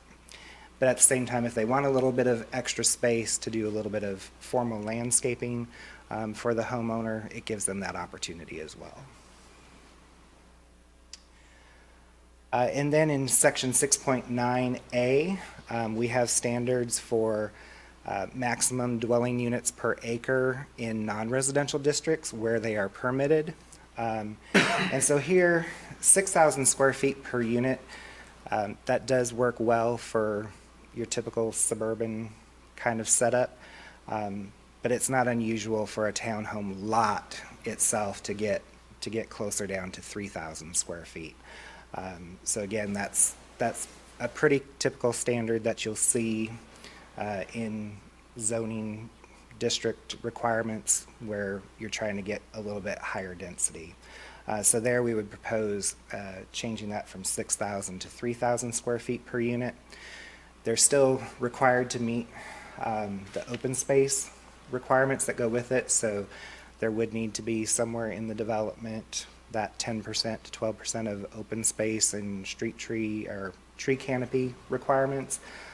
So just keep that in mind that there's that to kind of balance it out. It allows them to kind of strategically place that open space and tree canopy to create more of that little urban parklet kind of feel. So here's just some street side examples. Again, they may or may not be a 3-story variety. They may just be a 2-story variety like you see in the sketch. But it does allow them to bring the units up closer. It does give you that kind of porch to public sidewalk interaction. You're not having to shout at people that are walking by, but it does still give you a little bit of privacy and separation. Depending again on how the units themselves are structured, you might have more steps in to the unit, or they may be at grade for entrance. And typically on the alley, this is where, you want to push all the unattractive stuff to the back, but incorporate some trees and landscaping where you can. Paying particular attention at the ends where the alleys run into the public streets to try to give as much screening to that alleyway as possible. But there again, I wanted to point out that we're not hoping to see just a sea of concrete back there. Obviously, you do have the alley, you do have the garage stalls and the parking stalls, so it is a lot of pavement, but compared to what you would see on the public street side, it's less because the alley is narrower. And then in terms of indoor entertainment, again, we noted last time that this kind of seemed to be an error in a gap in previous amendments where we already allow indoor recreation, which has a lot of overlapping uses between entertainment and recreation. We also recently amended the ordinance to allow for outdoor entertainment, so it does seem proper to go ahead and permit indoor entertainment, as it has similar impacts to indoor recreation and certainly less impacts than outdoor entertainment. So we did note that it's permitted with standards.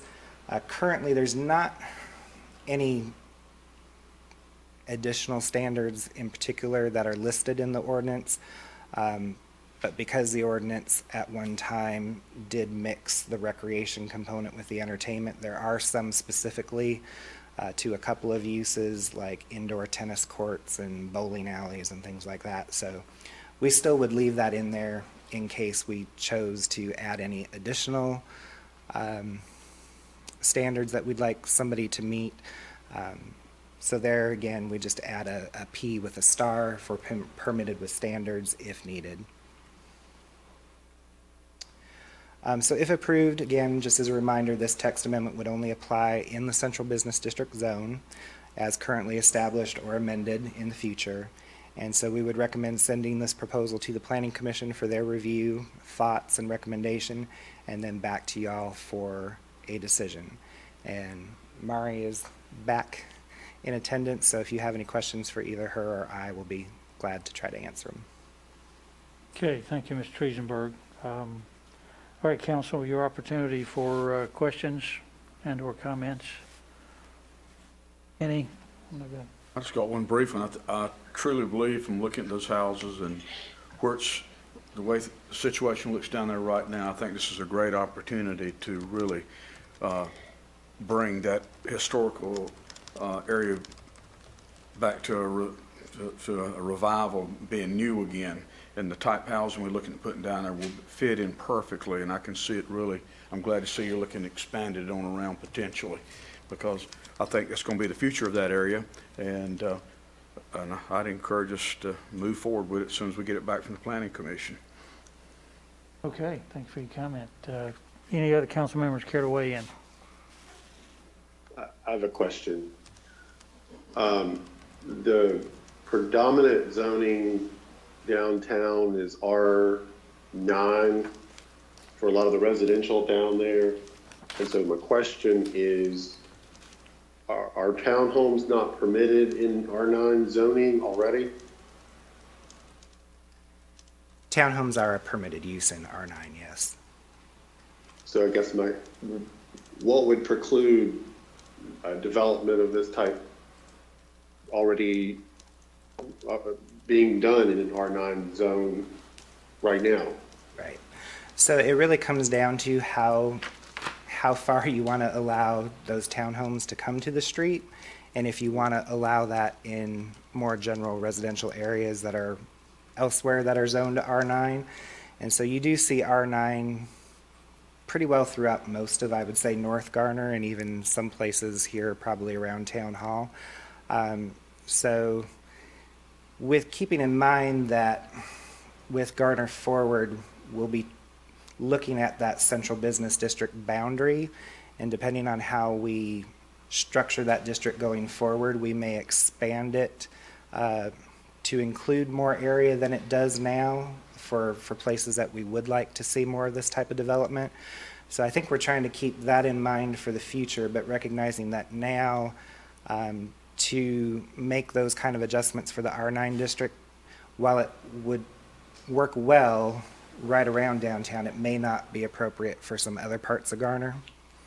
But couldn't they come to make an application and ask for a deviation to allow that type of setback? And that be something that we could control and allow? We could allow the development that's being proposed with the existing zoning, and it would come to council or the planning department or planning commission with this understanding that it's in the downtown area, and then it can be approved with this sort of deviation for a shorter setback. Isn't that also possible without actually modifying the core of the CBD district zoning? So I'd ask the town attorney for some additional input on that, but in my understanding, unless the deviation is very closely worded in the district for something that can be done administrative, you really want that to go through a variance process. And I think it would be difficult to argue in a variance process that a particular piece of property has a unique, something unique about it that entertains that variance from being granted. Usually variances are granted because of some unique particularity about that particular piece of property. And so it'd probably be difficult to argue that, say, a piece of property on one block is significantly situated differently than a piece of property a little further down the block. I guess we can vote on this and it'll go to planning commission, but my general concern with this, and I sit on the board for downtown Garner, one, we haven't seen this, it hasn't come to that board for consideration. But my bigger concern is this central business district zoning being used to create just a wall or a swath of these townhomes, which we need some of them. I agree with Mr. Matthews, it's a great look and it's a great thing, it's a great option down there. But what we don't want to do is limit our ability to do higher density by somebody coming in requesting a change to central district zoning and just building in townhomes. That's not the best use of downtown. It's not really consistent with the sort of visioning that was done for downtown. So that's my concern. It sort of opens the floodgates, I think, for all of downtown to get full of townhomes, which isn't necessarily the what's been envisioned for down there. So that's my only comment. Okay, thank you, Mr. Dellinger. Other comments from council? Everybody's had a chance to weigh in, okay? All right, before we go ahead. And if I may, David actually just corrected me. I thought townhomes were allowed in R9, but they're not. They're actually in MF1, MF2, and I believe maybe the neighborhood office district and a couple of others. O&I. So I'm sorry I misspoke on that. Okay, that makes a little more sense. Thank you. Okay. All right, thank you. All right, if there are not any other questions for Mr. Triesenberg, anything else? Okay. Are there members in the audience who care to speak to this issue with testimony? Okay. Thank you, Mr. Triesenberg. I think the recommended action is to refer this to the Planning Commission for review and then bring it back to council. So is there a motion to that effect by council? So moved. Okay, Mr. Matthews moved and Mr. Singleton seconded. All right. Any further discussion? Hearing none. All in favor of the motion, please vote aye. Aye. Any opposition? There is none. All right. The motion carries and passes, and we'll take that back from the Planning Commission after they've reviewed it. Excuse me, from the, yeah, I guess it is Planning Commission. Okay, next item of business is we will hear from our town engineer, Lake Drive improvements. So, Mr. Johnson, the floor is yours, sir. Thank you. Good evening, Mayor and Council. I'm here tonight to talk to you about the Lake Drive Improvements Project. As you know, this is a town capital improvement project that kind of got started back during early deliberations regarding the upcoming bridge replacement project with NCDOT at the intersection of US 70 and Highway 50 Benson Road. We'll go into some background, talk about the project budget as it stands today, the work that we've completed to date, talk to you a little bit about the public meeting that we held back in February, and the type of feedback that we received from the community. This was, of course, right before the pandemic started to settle in to the area, and so we came out of that meeting. We took a look, and we've got our consultant, AECom, is here tonight. Neelish Surti, the project manager, has helped us look at several. I'm sorry, Arcadis. I'm sorry. I'm so used to saying AECom here lately with some of the projects. But we've got design alternatives that they have helped us with looking into to see if we can try to address the comments that came out of the citizen feedback.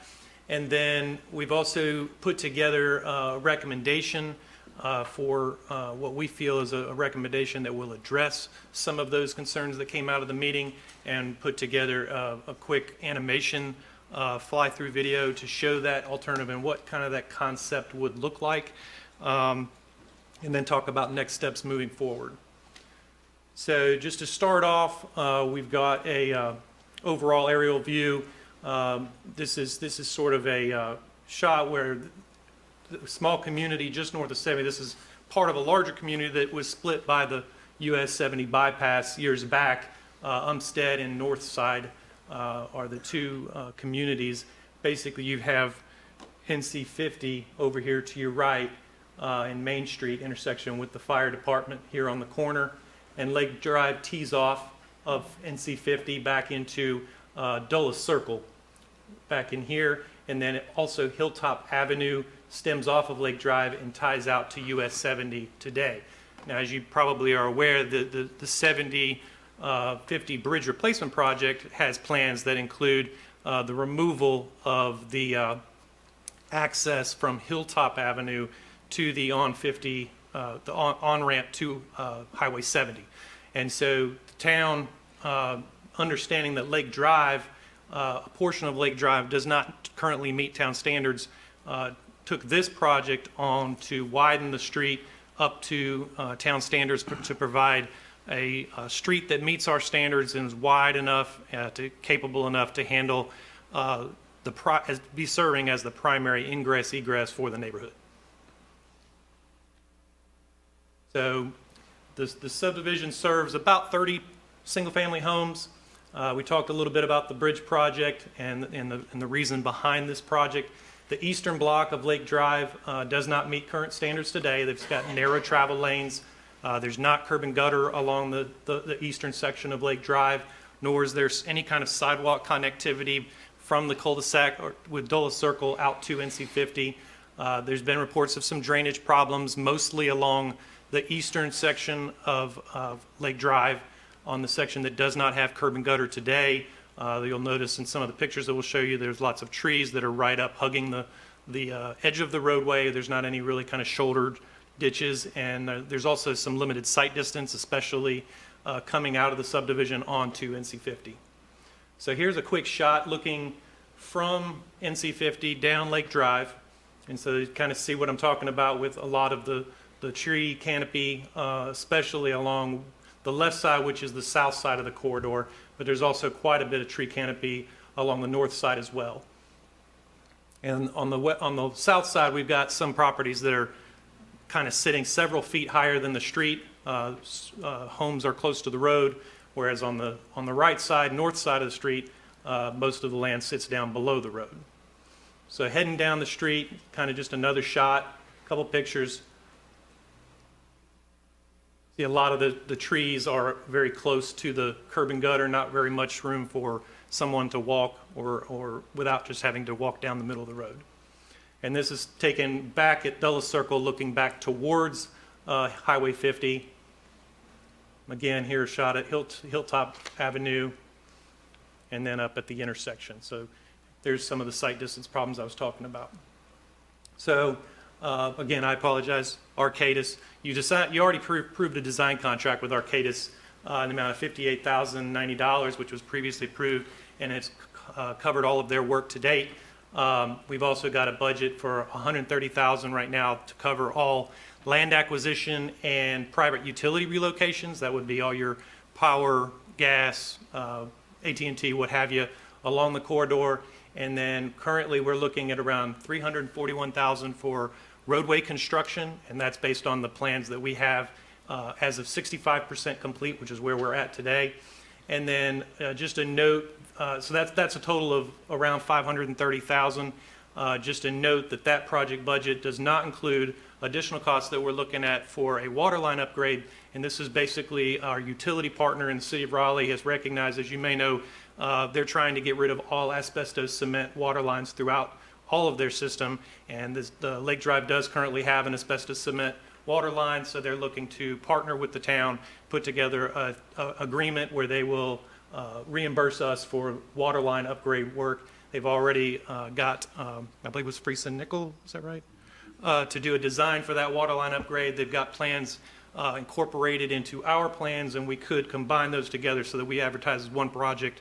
And then, so we'll bring that back at a later date with an agreement drafted by Raleigh Water to present to you at such time it's available. So the on-call design agreement was done last July. We started working on Lake Drive, finished preliminary design in the fall of 19. Then we finished 65% plans at the start of this year. Had the design, the public meeting in February. We went through and started analyzing the alternatives. That was right about the time COVID hit. We would have probably brought this agenda item to you earlier, but we kind of put things on hold. We did talk to a lot of the owners during that meeting, and we had a good turnout. We wanted to give them an opportunity to come back and talk to council as well and to see these alternatives. We incorporated the water line over the summer, and then that brings us to today for this presentation. So just quick on the public meeting. Again, it was held on February 11th. We had, considering there's only about 30 some homes in that whole neighborhood, we had a very good turnout. We had 18 attendees. We went over the public meeting map. We had the map prepared by Arcadis, provided a layout of the right-of-way and easements that would be required from each property, and then staff and the consultant were on hand to answer any of their questions, whether it be right-of-way acquisition related or just technical engineering questions to the project. This was the map that we had at the February meeting that showed the original design. Just a quick note for those that are looking at this. This is sort of a standard DOT template, but the orange areas shown on this map are basically where the existing road is at today, and so it just kind of signifies that we're overlaying existing asphalt that's there today. The yellow areas on the map are what is shown as new roadway widening, so you'll notice that the south side of Lake Drive is where the predominant amount of road widening is being installed, and that's because the frontages along what's shown as parcels 6 and 7, the road actually shifts today as you're driving from west to east, kind of shifts to the north. So we're widening along that south side to try to provide that current Town of Garner standard section. We have a 5-foot sidewalk shown on the north side, which was put in there, I think, with our standard 5-foot offset from the back of curb. And then the green hashed areas were what we were showing as temporary easement to construct the project. So you'll notice, I will point out project, or parcel number 2, the Adam property, it's a large triangular tract. It's got almost the entire frontage along the north side of the project, and then the south side has about 4 properties evenly split up. And so after that meeting, the majority of the feedback, we had several concerns with raised about the loss of tree canopy, some loss of privacy. The most notable comments that were made during the meeting were with respect to that triangular parcel number 2, the Adam property, and whether we could find ways to minimize impact to that frontage. We also talked about the sidewalk. Some owners were liking the idea of having a sidewalk to provide pedestrian connectivity. There were others that were at the meeting that felt like, is it really necessary? Do we really need the sidewalk? There was also concerns raised, although it may not necessarily be related to this project, but the fact that there is a lot of parking that takes place when you have downtown events. People start trying to park along Lake Drive and use that as an area to walk down to Main Street. And so obviously if the project out there, especially on that eastern block, is not that wide, then any parking at all can start to block ingress and egress out of the neighborhood. We did get a couple calls and discussions with respect to inadequate drainage, and again, that's mostly related to that eastern block where there's no shoulders or pipe systems today. And so I've heard complaints of there being sometimes icing during the winter months because it gets a lot of shade on that block, and without the shoulders or drainage ditches, it's just kind of that's what can happen. And of course, there's narrow lanes along that block as well. So there's nothing really that surprising that came out of the comments. That most of these comments are all what you would expect with any project in this kind of area. But what we came out of that meeting was, let's see what we can do to address the main comments that came out. So we went through and Arcadis went back and looked at several design alternatives. What you're seeing on the screen right now in black was the original typical section that was presented back in February. So for the most part, we're going to be concentrating on revisions to this general area right here, which is going to be the north side along parcel 2. So the 12-foot berm, which would provide a 5-foot grass strip, a 5-foot sidewalk, a 2-foot grass strip behind the sidewalk, and then a 3-to-1 slope. That was what was shown on the public meeting map back in February. So the first alternative they looked at was to simply change the side slope from a 3-to-1 to a 2-to-1 to see if how that would impact some of the slopes along the corridor. Because this area, like I said, is in some of the areas there's a lot of topography relief from the parcel 2 being several feet below the road. So just changing that side slope could start to help pull in the slope limits. Alternate 3, we went and we looked at reducing the grass strip between the back of curb and the sidewalk from 5 feet to 3 feet.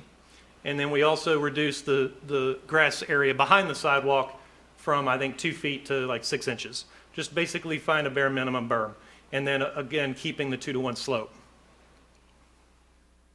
Alternative 4, we went ahead and reduced the berm further and put the sidewalk directly abutting the back of curb. This is basically, we usually, anytime we put sidewalk directly against the curb, we go with a 6-foot wide sidewalk, just because it starts to get tight up against the curb to provide more comfort for pedestrians as they're walking that close to a travelway. So it goes to a 6.5-foot berm. And then the last alternate, we basically did it without sidewalk along the north side, basically mimicking what we have on the south side, is a 3-foot grass shoulder with a 2-to-1 slope. So this was a plan and profile. We cut a section in the general vicinity of where the most, I guess, the largest impacts were being made on both sides of the road. Right about Station 14 is where this typical section goes. And they've provided those same alternatives to kind of just show the difference in impact that it makes to the north side along parcel 2.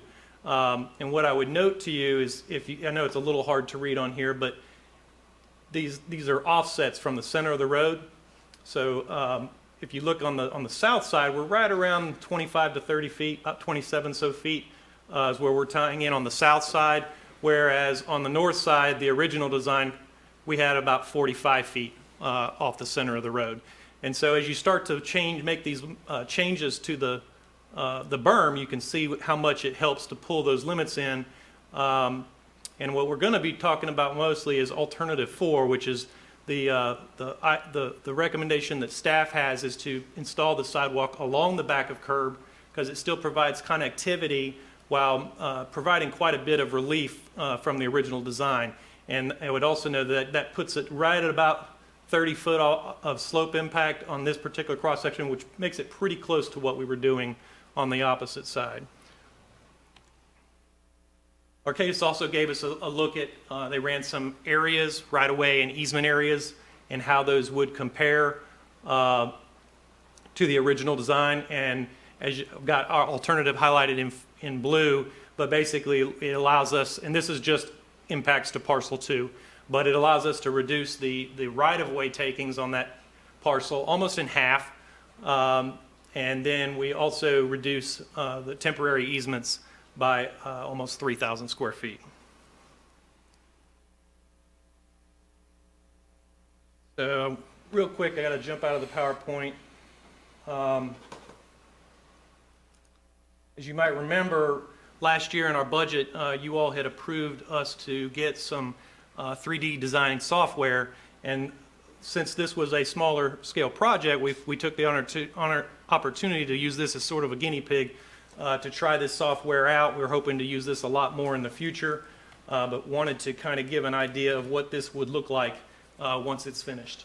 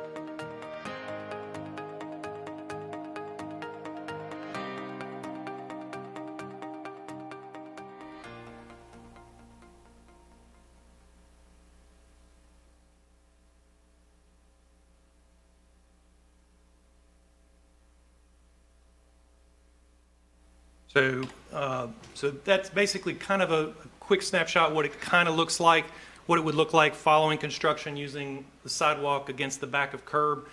So coming into this, staff recommendation is for council to authorize staff to proceed with finalizing the design plans in accordance with alternate 4, which would include a 6-foot wide sidewalk abutting the back of curb. The next steps, should council decide to move forward with this project, would be the land acquisition phase.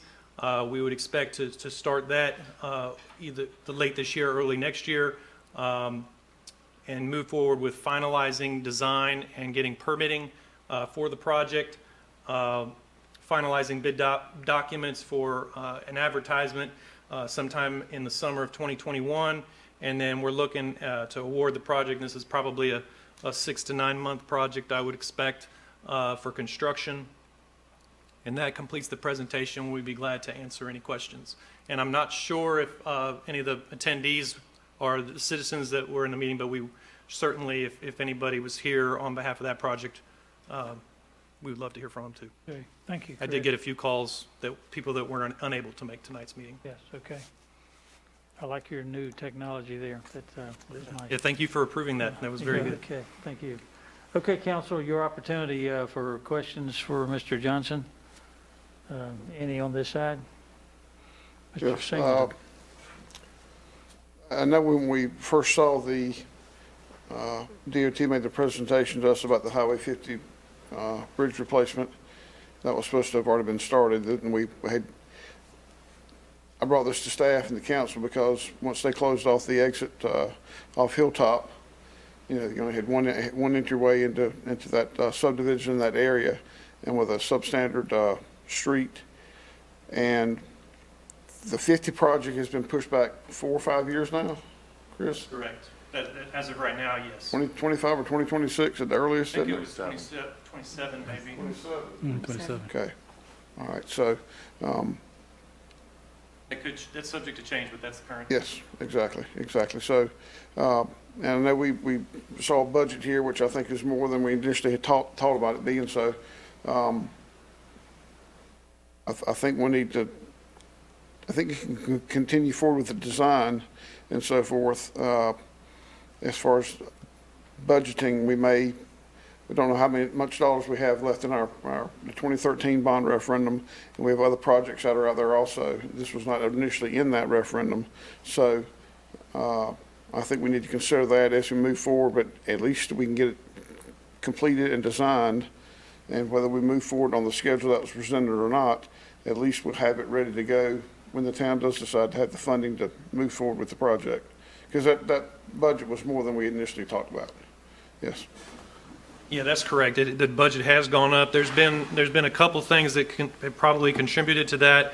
There is some portions of the western block, which I think the original budget was pre-designed before we had a consultant on board, and I think it was probably assumed that there would not be a lot of work required to that western block, but during the design, it looks like there's going to have to be some storm drainage improvements, and about half the curb and gutter along both sides of the road have to be removed and replaced. And so there's been some additional costs added in that probably weren't understood at the time of the initial estimates that were done at the budgeting time.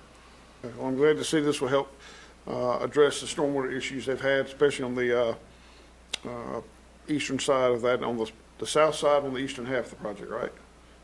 What's that? The stormwater issues have been from Hilltop, between Hilltop and 50. Yes, the biggest south problems, side. yes. Yes, okay. Thank you. Okay, thank you, Mr. Mr. Singleton. Mayor, if I could just make a point to Mr. Singleton's point he made. We are going to be bringing, at the work session next week, we are going to be bringing several things back for discussion regarding the street and sidewalk bonds from 2013, what funds we have left, and some of the other projects like this that were contemplated as being add-ons. As we're coming towards closing some of those bonds out, there's some decisions council will need to make as to what priorities that you want to use those funds for versus future bonds. So we'll be bringing you some additional information at the work session that could inform the very choices that Mr. Singleton was talking about. Okay, thank you. Any comments on this side over here? Mr. Vance? Questions answered about the drainage piece, and the drainage will be improved because of this. Yes, sir. Yes, sir. Excuse my voice. And I would say that the visualization was good. It's a bit better than some of the sketch work, handiwork that I've had to embarrass myself up here with before. So, yeah. Yes, sir. Yes, sir. It was convincing. It sold the alternative. Councilmember Dellinger. Yeah, I have a question on the temporary easement during construction. I'm not familiar with that. Can you explain, I saw it's very wide, and what is allowed to be done during construction and with that easement? Because there's a lot of trees in there for that property owner, and so I'm wondering how much of that needs to be retained, even if it's outside of the normal right-of-way. Can you help me understand the temporary easement piece? Yes, the temporary easements is what we are required to obtain in order to make sure that we can adequately tie in all the grades back to natural ground. We acquire the right-of-way, which is basically from your back of sidewalk to back of sidewalk across the road. The easements are temporary in the fact that they go back to the owner after the project is complete, so there's not a permanent transaction. But the owner is compensated for that temporary impact during construction, and it allows the contractor to be in that space throughout construction and to do all work necessary to complete the infrastructure improvements. Usually we add probably somewhere between 5 and 10 feet of additional width beyond the edge of the construction limits to allow you room to operate, install your safety fence and barriers needed throughout the project duration. Hopefully but most of that area would be considered to be cleared within the temporary easement because you've got, yes. So all of the foliage there in that easement would be up to just be taken out from that property, for that For- homeowner? For the purposes of assumptions, I would say yes, they would be. There may be some time where you have a tree that's right on the edge of the limits that you may be able to save, but for the purposes of negotiating land acquisition, it's typically assumed that all trees within the temporary easement will come out. Okay, thank you. Yes, sir. Okay, thank you, Mr. Johnson. Anything else for Mr. Johnson or the council? If not, you see the recommendation, I believe. We'll put that in the form of a motion if council is ready to do so.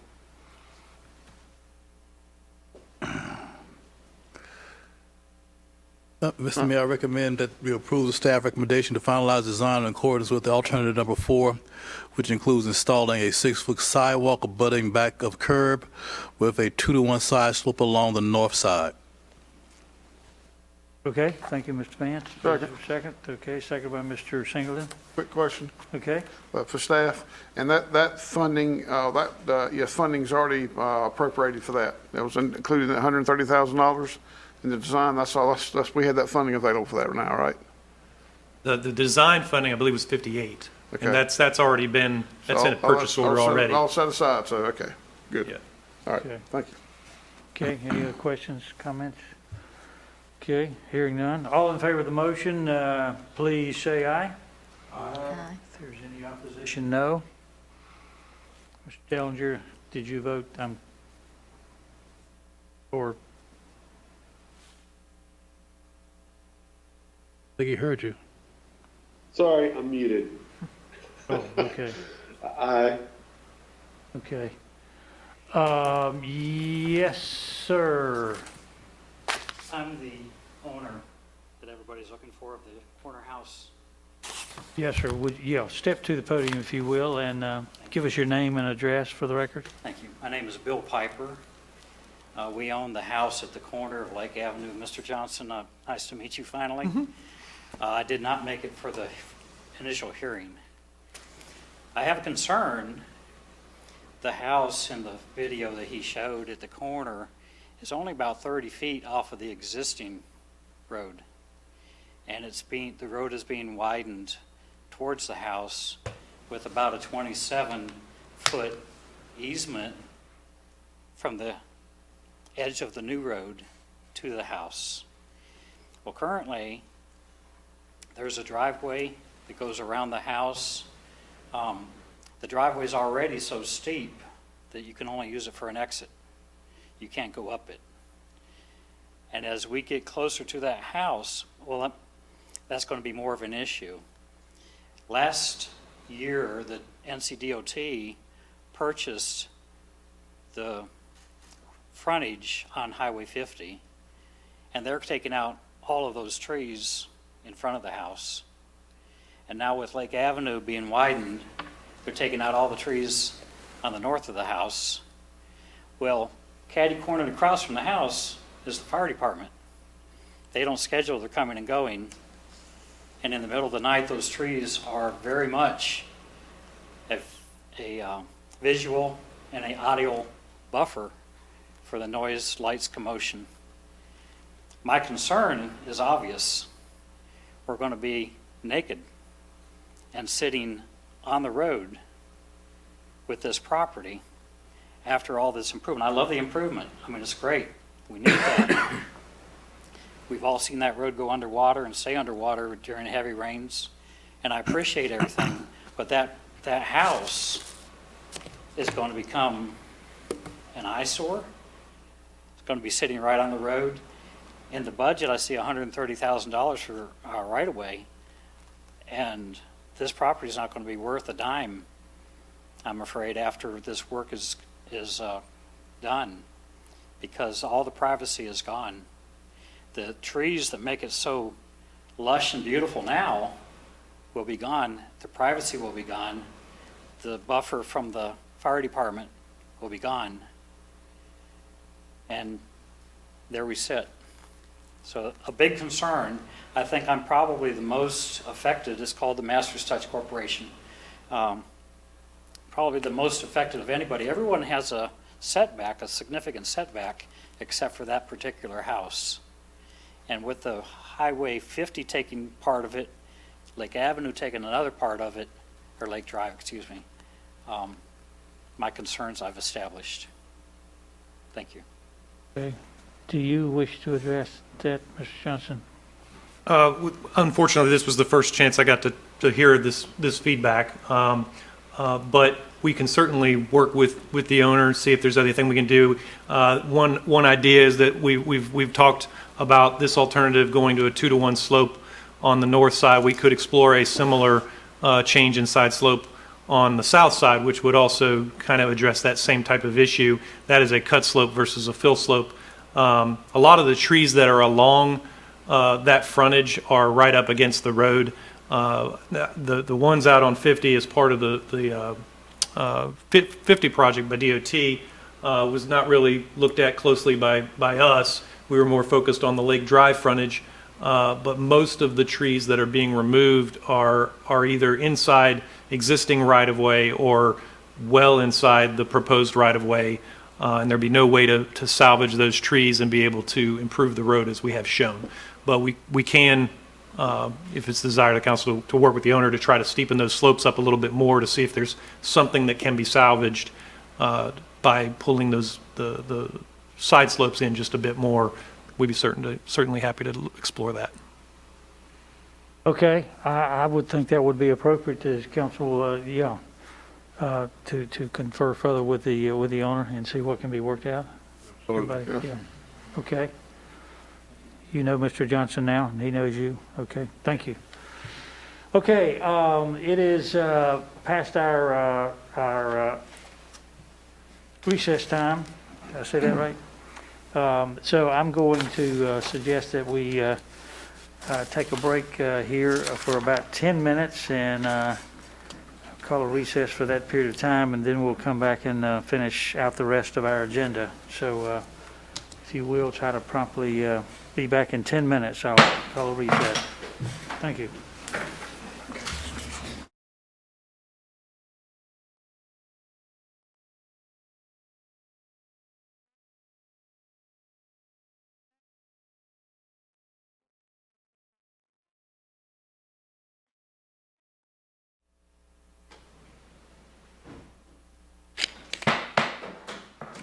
Okay, call our meeting back into session, and before we take up the next item, I just want to mention, I meant to mention this a little earlier, but obviously Councilmember Dellinger, who is not present in the chamber tonight, is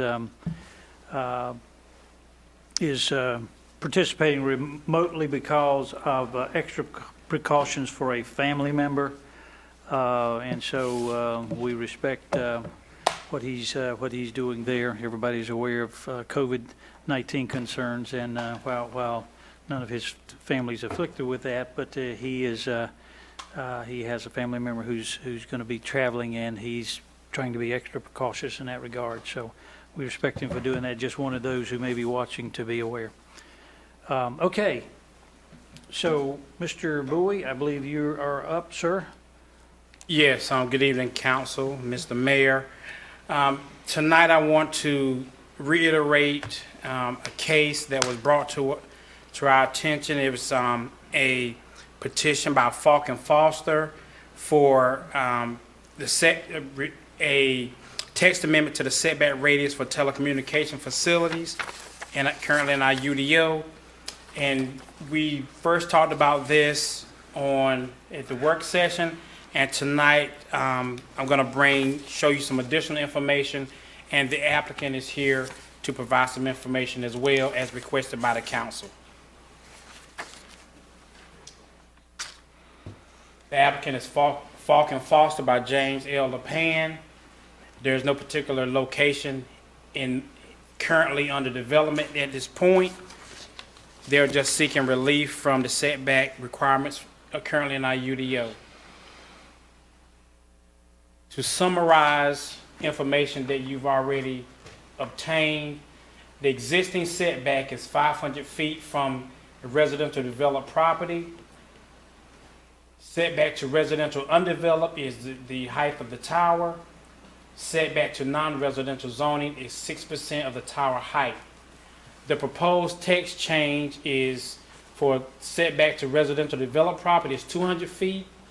Setback to residential undeveloped is the tower height or breakpoint minimum. And setback to non-residential zoning is 6% of tower height or breakpoint minimum. The council may reduce to 60% of height if desired, if the tower is designed to collapse. The current text reads, a setback radius shall be required as follows for all cell towers that are permissible in districts except where stricter standards are required in the R40 zoning district. A, from all sides of a tower, there should be a minimum setback of 500 feet, measure straight line to any portion of a property line of a residentially developed lot.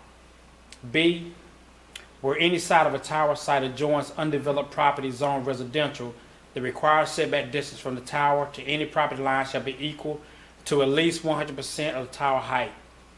The town council may allow this setback requirement to be reduced to a minimum of 60% of the tower height based on competent evidence provided by the applicant clearly showing that the structural integrity of the tower is designed to collapse within the reduced setback distance and that affected owners of record adjacent to the reduced setback distance provide written documentation that they do not object to such setback reduction. C, where any side of a tower site adjoins property zone non-residential, the required setback distance from the tower to any property line should be equal to at least 60% of the tower height. D, the town council may require that a tower setback radius not contain any buildings, structures, or land uses if the council concludes that such buildings, structures, or land uses could be impacted by the structural failure of the tower. Proposed text changed by the applicant. A, from all sides of a tower, there should be a minimum setback of 200 feet measured in a straight line to any portion of a property line of a residentially developed lot. B, where any side of a tower site adjoins undeveloped property zoned residential, the required setback distance from the tower to any property line shall be equal to at least 100% of the tower height or the breakpoint minimum distance.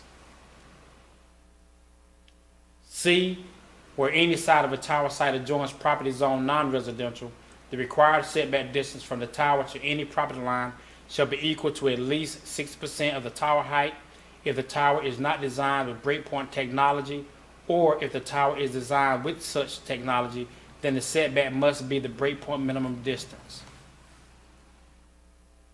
D, the town council may require that a tower setback radius area not contain any buildings, structures, or land uses if the council concludes that such buildings, structures, or land uses could be impacted by the structural failure of the tower. E, breakpoint minimum distance. Breakpoint design technology, which is defined as the engineering design of a tower wherein a specified point on the tower is designed such that in the event of a structural failure, that the failure will occur at the breakpoint rather than at the base plate, anchor bolts, or any other point on the tower. F, if the tower has been constructed using breakpoint design technology, the minimum setback distance shall be equal to 110% of the distance from the top of the structure to the breakpoint level of the structure, or the minimum side and rear yard requirements, whichever is greater. Certification by a registered professional engineer licensed by the state of North Carolina of the breakpoint design and the design's fall radius must be provided together with other information required herein from an applicant. For example, on a 100-foot tall monopole with a breakpoint at 80 feet, the minimum setback distance will be 22 feet, or the minimum side or rear yard setback requirements for that zoning district, whichever is greater. Some additional information, we plotted some existing tower sites, and they're listed by type as guide, lattice, monopole, radio antenna, and utility addition.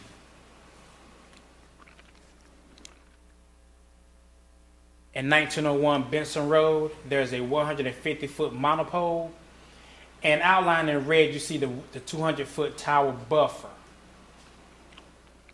In blue, you see the tower height buffer. And C, 60% of the tower height buffer. So that gives you a visual of the buffer points for this type of tower.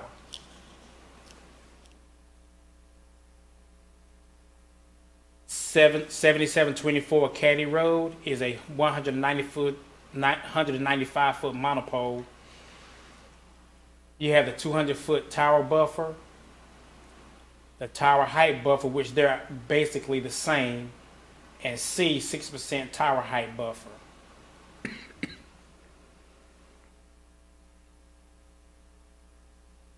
(1423) Creech Road, there's a 225-foot antenna.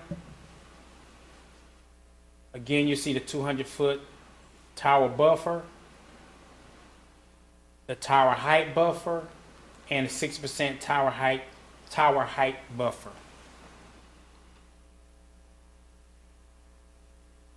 1117 Rand Road, there's a 175-foot monopole. In this situation, you see the 200-foot tower buffer as well as the tower height buffer. Both are in Benson Road. And the 60% tower height buffer, it looks like it's in, actually on the side of the road, maybe in the right of way. And my educated guess is that this tower was probably put up before the current ordinance was implemented. Therefore, it doesn't meet the current standards in the ordinance. But that's just my educated guess. 828 Thompson Road, there's a 185-foot monopole. And you can see the 200-foot tower, the 200-foot tower buffer, as well as the tower height buffer, both cross the property line. And you see the 60% tower height buffer. A recommendation, if approved, this text amendment would apply to all telecommunication towers permissible in the R40, CR, SB, and I2 zoning district. If the council is interested in moving this forward, we will recommend setting a public hearing.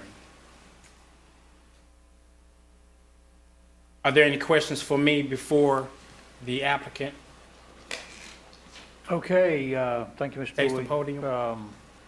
You've heard his presentation. Questions for Mr. Bowie before we hear for our next witness? One question, for the monopoles, are those breakaway poles as well, or are they just? I don't know, but I think most of these towers were in place before that breakpoint technology was utilized, so I don't think they would have it. But I cannot attest to that. Okay. That's my question. Okay, any other questions? Okay.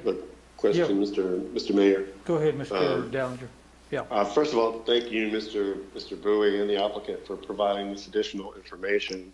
It's definitely sufficient, I think, for us to make a decision on advancing it to a hearing. My only concern in reviewing the proposed language and then also comparing it to the existing language in some of the other municipalities is the final part where it's saying, for example, a 100-foot tall monopole with a break point of 80 feet. The minimum setback distance would be 22 feet. So, or the minimum of a rear or side yard setback. When I'm looking at some of the other municipalities, they have, so you're talking about some potentially fairly small setbacks and radius. But when I'm looking at some of the other municipalities, they have more straightforward 100% of the tower height as the basis, and not this distance from the break point to a certain amount over. So again, I think there's enough information here to go to hearing, but that part gives me concern because you're reducing that setback in those diagrams to that extremely small area. And I would like to see us kind of keep at least sort of the tower height as the minimum setback, as some of the other municipalities seem to have done. I'm just a little concerned about that, but other than that, thank you again for all the hard work, and also helping see where some of these potential sites are and how the other existing towers fit within the existing guidelines. So thank you very much. Thank you, Mr. Dellinger, and astute observation there, obviously. We'll now hear, I had your name and I failed to note it. Would you give your name and address? My name is Ben Herrick, Herrick, 721 Linster Road, Rochester Hills, Michigan, 48309. I'm here. Mr. LePan is not comfortable traveling at the moment because of COVID, and he's got immuno issues, so I do the traveling, but he did a lot of the work. So we did a slideshow, or a presentation here on, a lot of it's going to look a little bit like what we just saw. And when we were here 2 weeks ago, or whenever we were here last, there were 3 questions for us, and one of them was the existing towers. Then there was the one about the existing surrounding communities, how they handled it.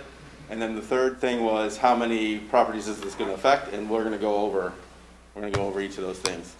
So we've got, and this is a little bit tricky to see, but and when we were here last, I didn't know there was a search ring that Verizon was actually working on. I thought this was a general thing, but there is a search ring that Verizon is working on, and it's here in red on your screen.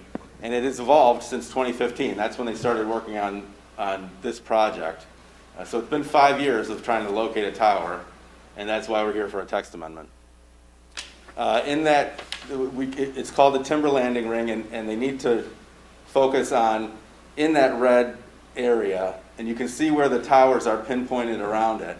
So you see there's a little bit of a gap there, and that's where there's a high density use already, where there's a lot of customers. So this is where we're primarily focusing on today, but obviously a text amendment will affect the whole town, so we'll go over that.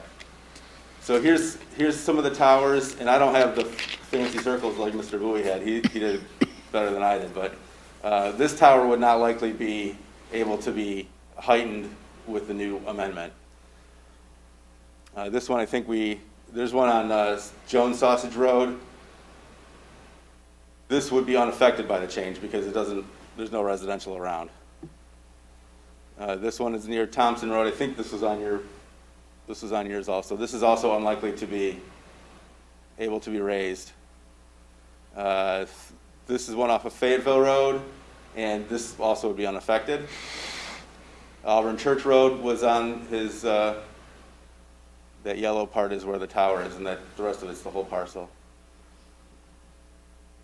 And then this Benson Road site, then let's pay particular attention to this one because I don't know if the tower was there before the homes or if the homes were there before the tower, but this is going to be what we're going to see going forward, and on a couple of the examples of potential impact sites with the text amendment change, something very similar to this.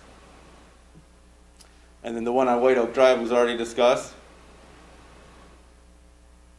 And so here's a review of the search ring for Verizon, and this is what we're currently looking at. Originally, they wanted it really the southwest portion of that ring, but there was nothing in that area that would work for engineering, so they expanded it a little bit.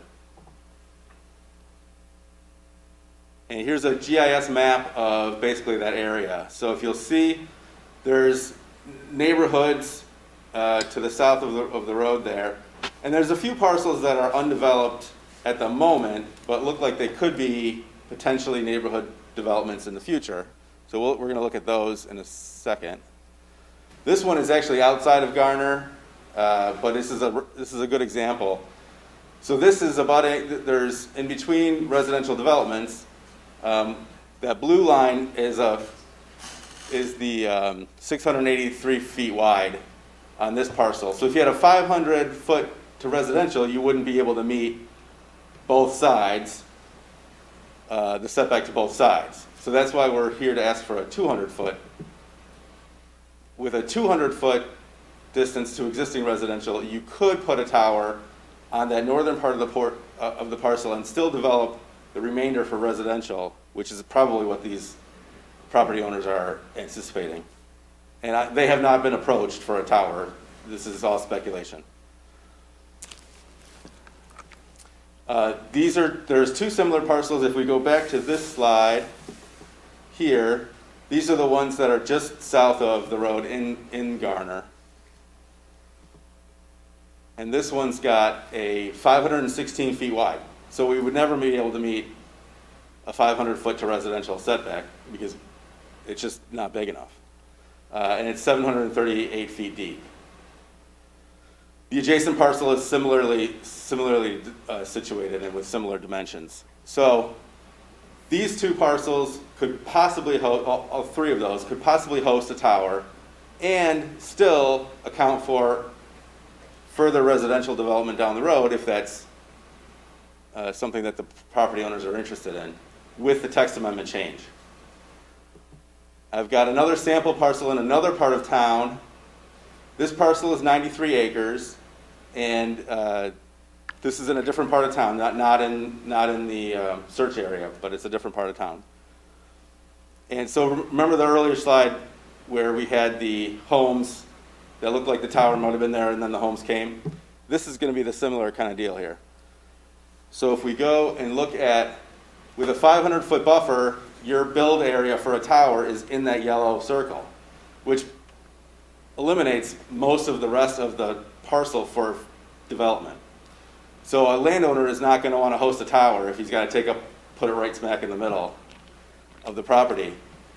With a 200-foot buffer, you could put the tower in that sort of in the corner. You're still away from homes. You're still safe. And he would have the remainder of his parcel, he or she, would have the remainder of the parcel to develop and connect to the other neighborhoods. So that's the concept that we're looking for. And as far as the breakpoint, specific breakpoint language, as long as we can account for a fall zone with a buffer, an engineered fall zone, I think we're comfortable with that. I don't even think we're there yet with specific language that has to be drafted and taken to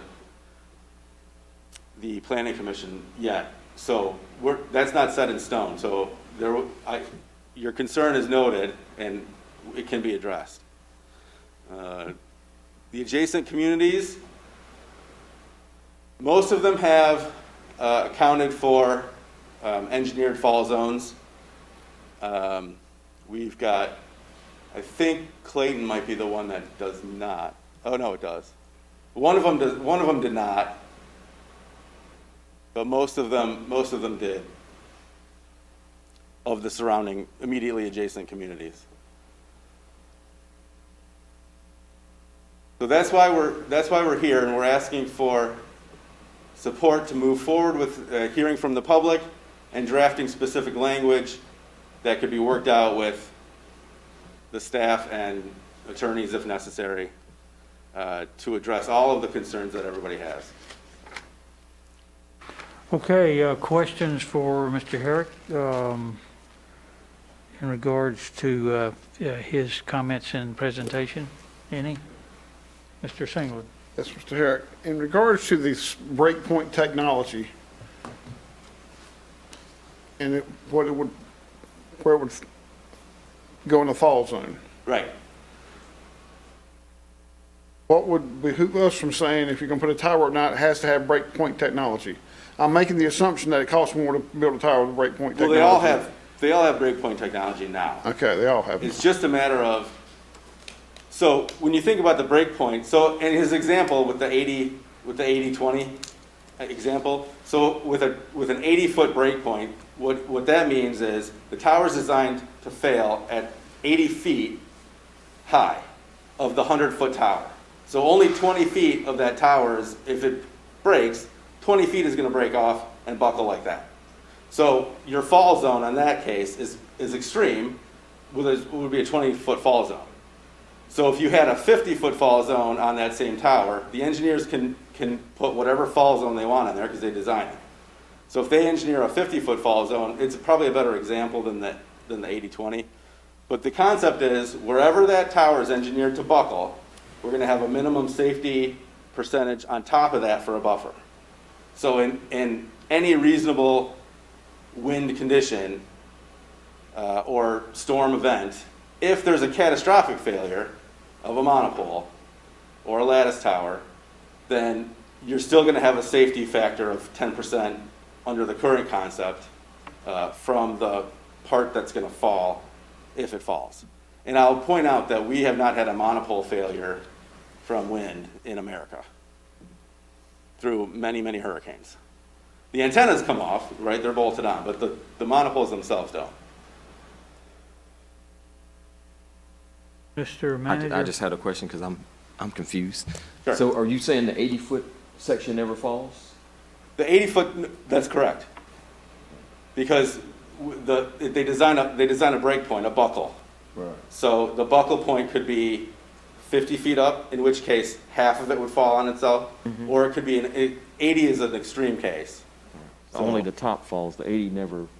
the 80 part will not fall. It's not going to fall from the base and fall straight over like the old guide towers. Okay. Okay. Material failure. Okay. All right. Other questions for Mr. Herrick? Anybody? And to follow up about the breakpoint, so you said all of them are designed with breakpoint technology now? I believe so, yes. Or if we were considering making an adjustment here, we could require them to all have breakpoint technology? You can, many communities require a fall zone letter from a structural engineer. That would not be outside of the normal course. Okay, that's good to hear. Those Thank are you. easy to provide, and the manufacturers of the towers will, I just can email them and get one over, and it takes about 3 days. Okay, thank you. Has there been a case where you actually had one fall over at the break point and document what they're saying is, here's if it breaks off, here's as far as it's going to go? Has it ever been tested? It's hard to test when we haven't had a catastrophic monopole failure. But there was one in Howell, Michigan not too long ago where it was human error. They were supposed to be, they were doing some work on the tower, and you're not supposed to use laser cutting implements because the coaxial cables that are routed inside the tower are sometimes flammable. But somebody used it anyways, and the whole thing caught on fire, and it buckled exactly how they thought it was going to. Okay.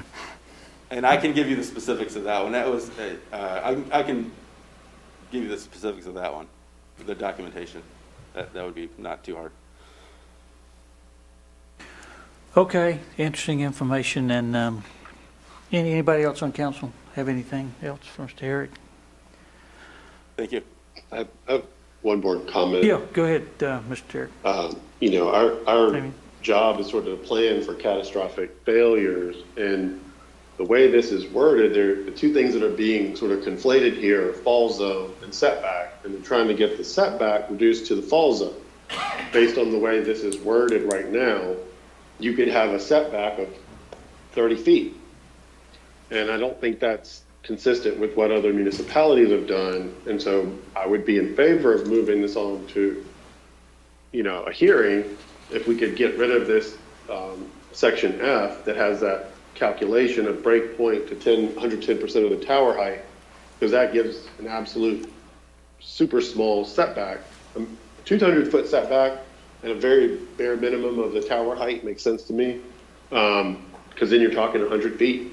And I think in all the diagrams he kind of showed, that leaves enough buffer for, you know, something to happen, but a 20, 30-foot setback, that doesn't work. I hear what you're saying, but in the example, that fall zone was 20 feet in his example.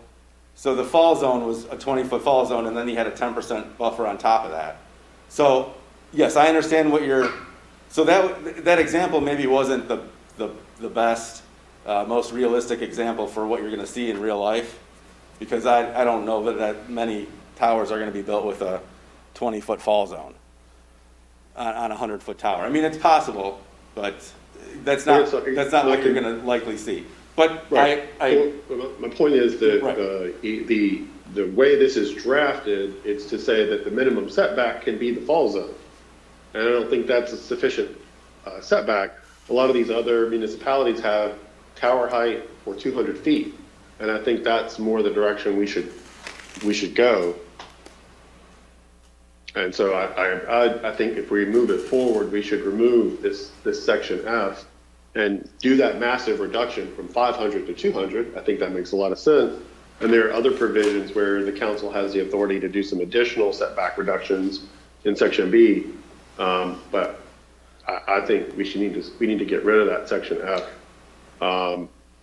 if we're going to move this to a hearing. I'm comfortable with that. But you're comfortable with that? Yes, sir. Okay. All right. Other comments, questions? So with that noted, with Mr. Dellinger's concern noted, is council prepared to approve the recommendation and have this move forward with staff drafting some ordinance language? And then it would be sent to the planning commission and that the process, and then it would come back to council. Public hearing. There's a public hearing, I think, and then. Excuse me. Sorry. Okay. All right.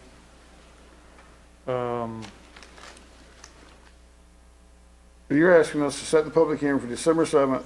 After the public hearing, it'll be sent to the planning commission, I'm assuming later in December, and then it'll come back to the council sometime either in January or February. That's what we're looking to do. Yeah. And based off what Mr. Dellinger just stated, and the applicant agreed about removing section F, that can be put in the new language moving forward. Okay. So I'll make a motion that we set the public hearing for December 7th, and we'll get it in process, and we'll see what eventually comes back, what eventually shows at the public hearing and comes back to us from the planning commission. So motion made. Okay. Second. Okay. Motion made and seconded. Any questions on the motion made by Mr. Singleton? I think it's fairly clear. Okay. Hearing none. All in favor of the motion as presented, please say aye. Aye. Aye. Okay.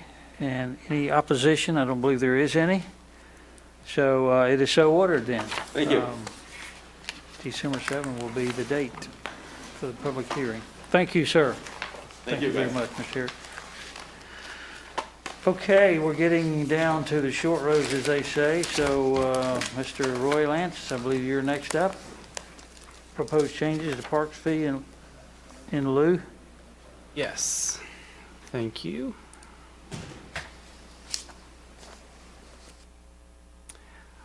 All right. This is, as a reminder, the second reading. We had at your last meeting the first reading, which included a public hearing, and we also sent out an email to the town's distribution list for people that want to be notified of hearings and development activity and that kind of thing.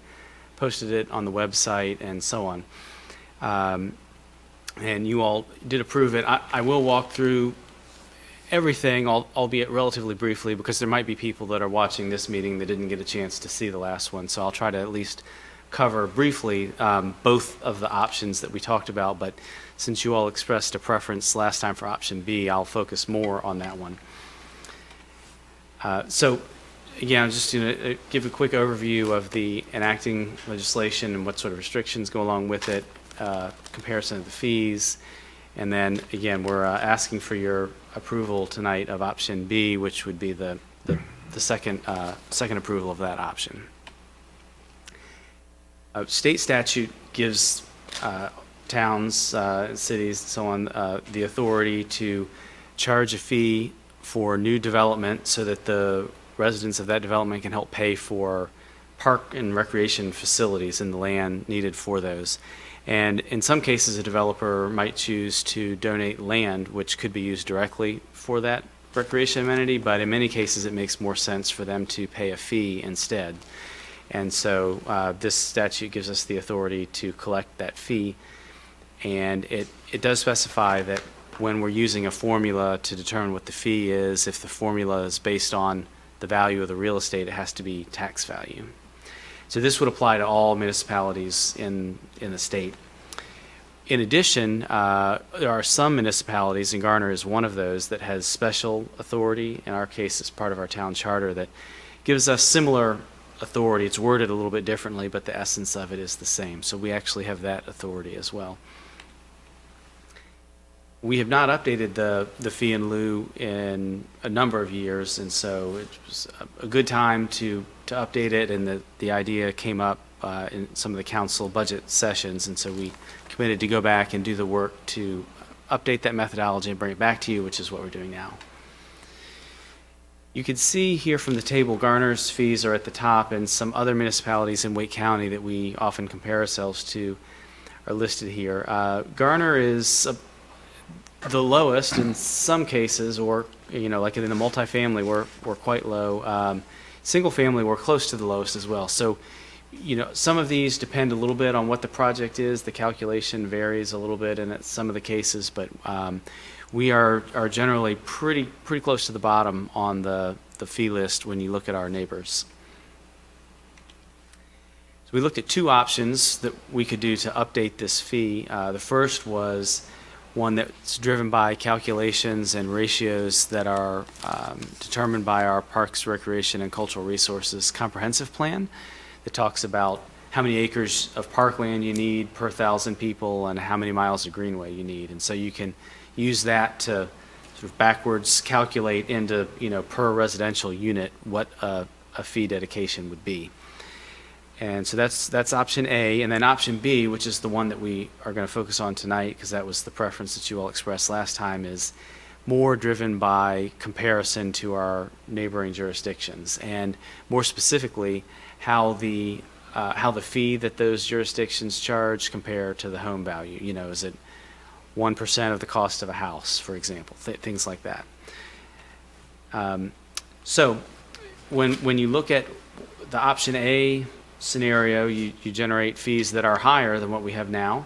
It's about $1,650 for a single family, and, you know, around $1,100 for either of the multifamily, you know, a townhouse or a condo multifamily type arrangement.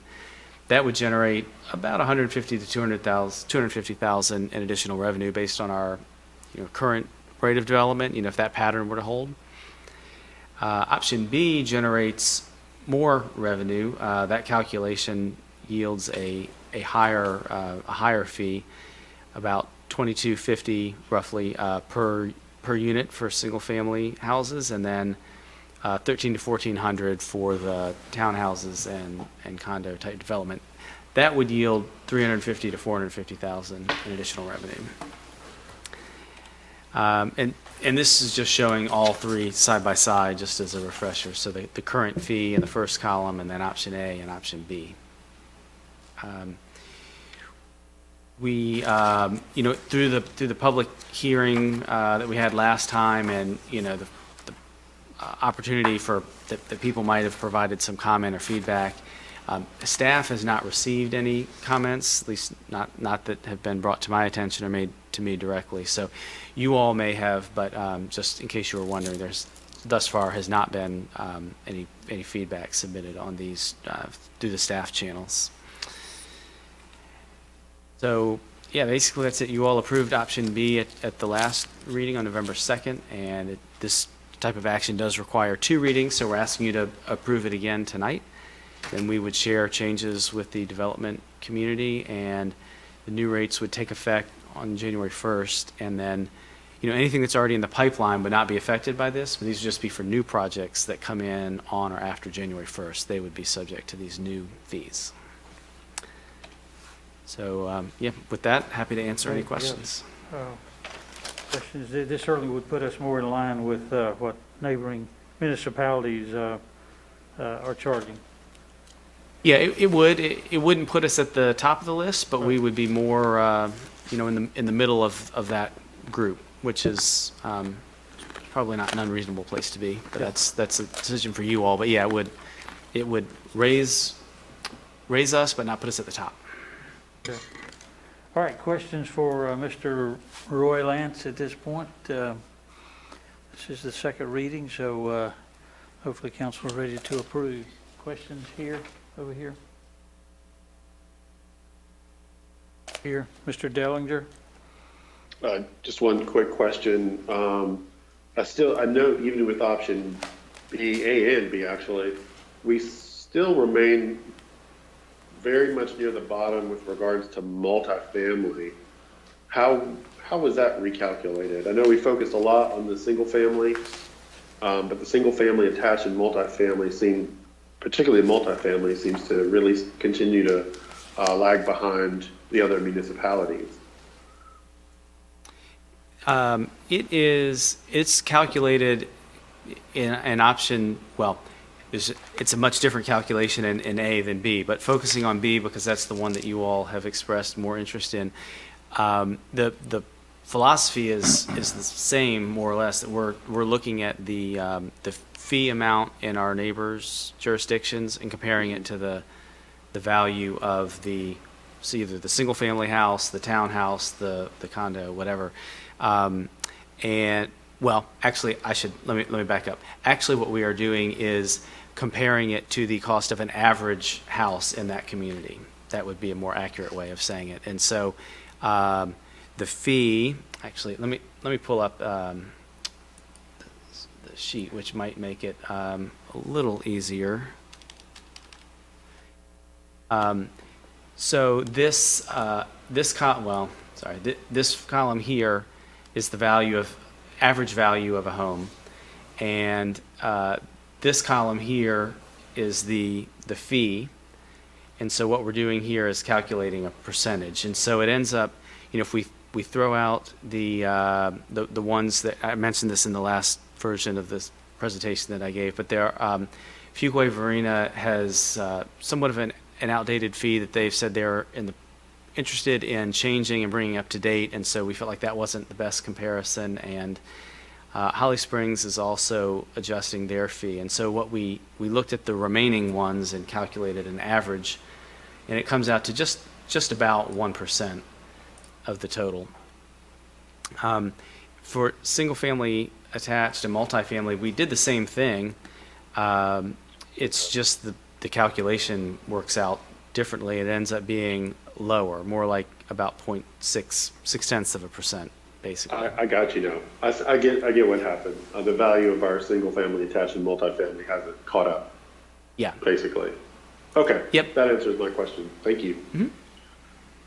Mr. Mayor, touch on what Mr. Dellinger said, and we must remember now our own Wake County tax assessor has told us that in Wake County, North Carolina, per square foot, the highest value property in Wake County is multifamily. So I think when we visit this again, or the council, whoever's on here in a couple of years visits this again, and this should be visited on a regular basis, not annually, but every 2 years, this needs to be checked, because we're doing that leapfrogging that we're doing with salaries and so forth, and we're not looking at this every 2 to 3 years. But if multifamily is the highest per square foot tax value in Wake County, then the parking fee in lieu of can be higher than the percentage that's based on now. But since we're making a change now, that's fine, but it needs to be evaluated the next time in a different, I think multifamily would need to be looked at in a different way. Because again, I'm just stating the facts. The highest valued property, and just look at the other multifamily, what's being charged. We're still the lowest by far, not even close. So, I mean, well, it does beg the question: should we go ahead and go to where we're going to be? Just kick the ball to where you're going to be and not where you are. But I think you brought that up before about multifamily, and I think we're going to continue to see that in Garner. Those values increase. It might be worth adjusting it now and not miss 2 years of that multifamily growth that we know is coming.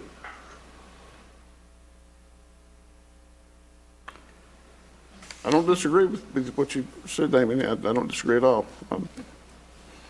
Again, we are by far still the lowest, almost $650, $600, I'm sorry, as compared to Wake Forest.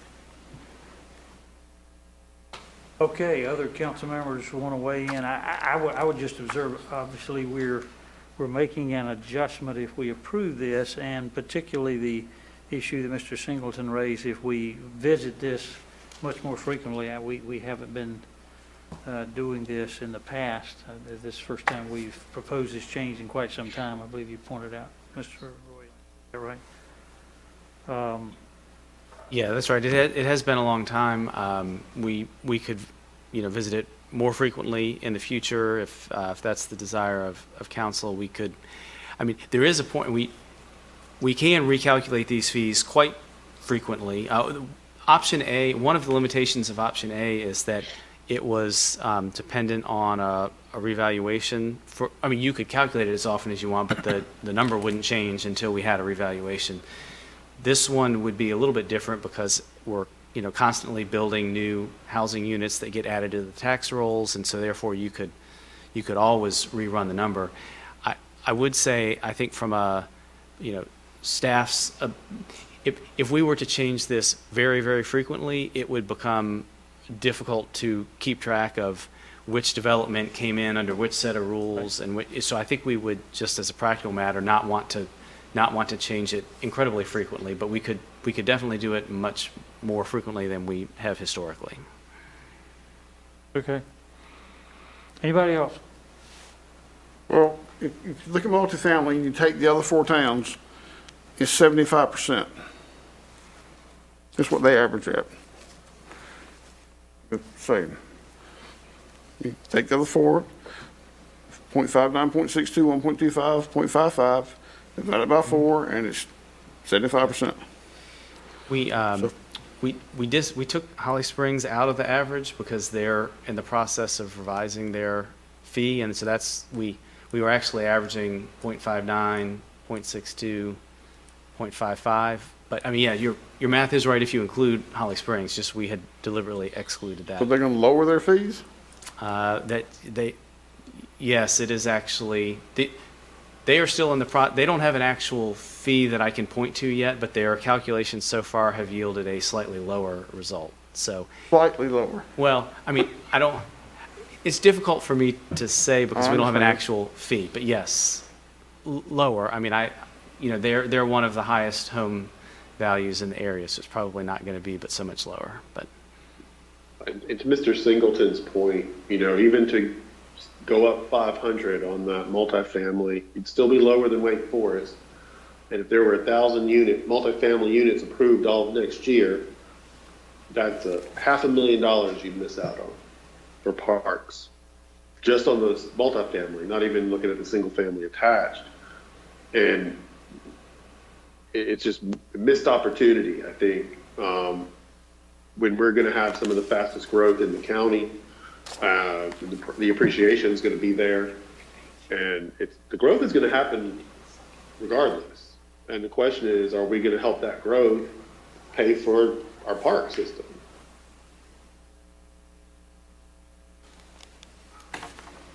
Okay. I think there's probably general agreement on the council that anything we can do to enhance ways to improve our park system is a good thing. As a general statement, of course. Mr.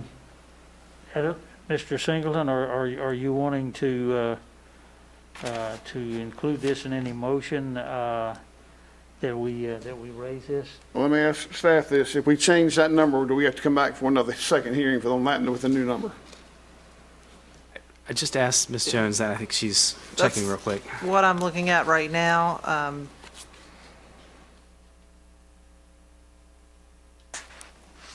I do not believe so because it didn't require publication of the actual fee, just that there was notice that a fee would be created or a fee would be increased. Okay. But I certainly have time because of the proposed delayed effectiveness to research this and make sure before it would actually go into effect. And if we decide to change this tonight, we could hear this again at the first meeting in December, and that would cover the 2 meetings. I'll let you research it. You know more about this than I do. I believe that's correct, but I would like to verify that. Okay. Well, Mr. Devons mentioned, $500. I don't know why we don't go to $1,900. It'd still be the least one here. It's up to me, we'd go to $2,000. If you're not going to address this in 2 years, not to go that high, you're still, anyway. If we say we want to have growth help to pay for what we need, then this is what you have to do. And it's putting it on multifamily. It's not just, again, it's the highest value property for tax value in Wake County. It's a money-making machine. I'm not being ugly. I'm just being factual by stating that. I'm not boasting something. I'm just stating the facts.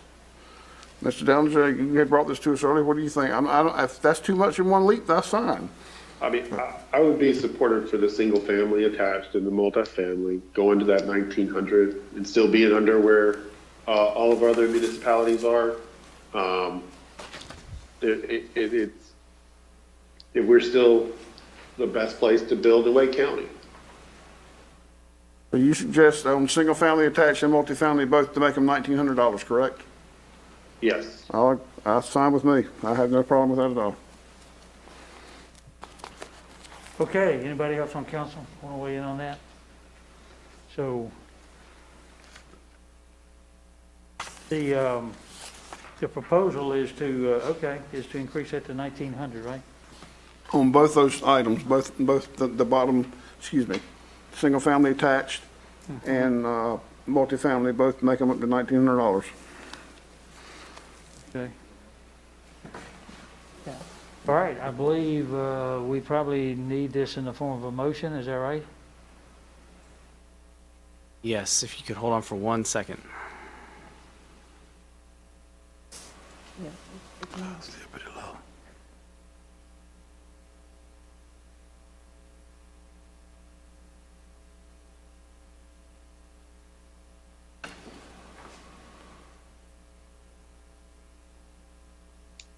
I think how to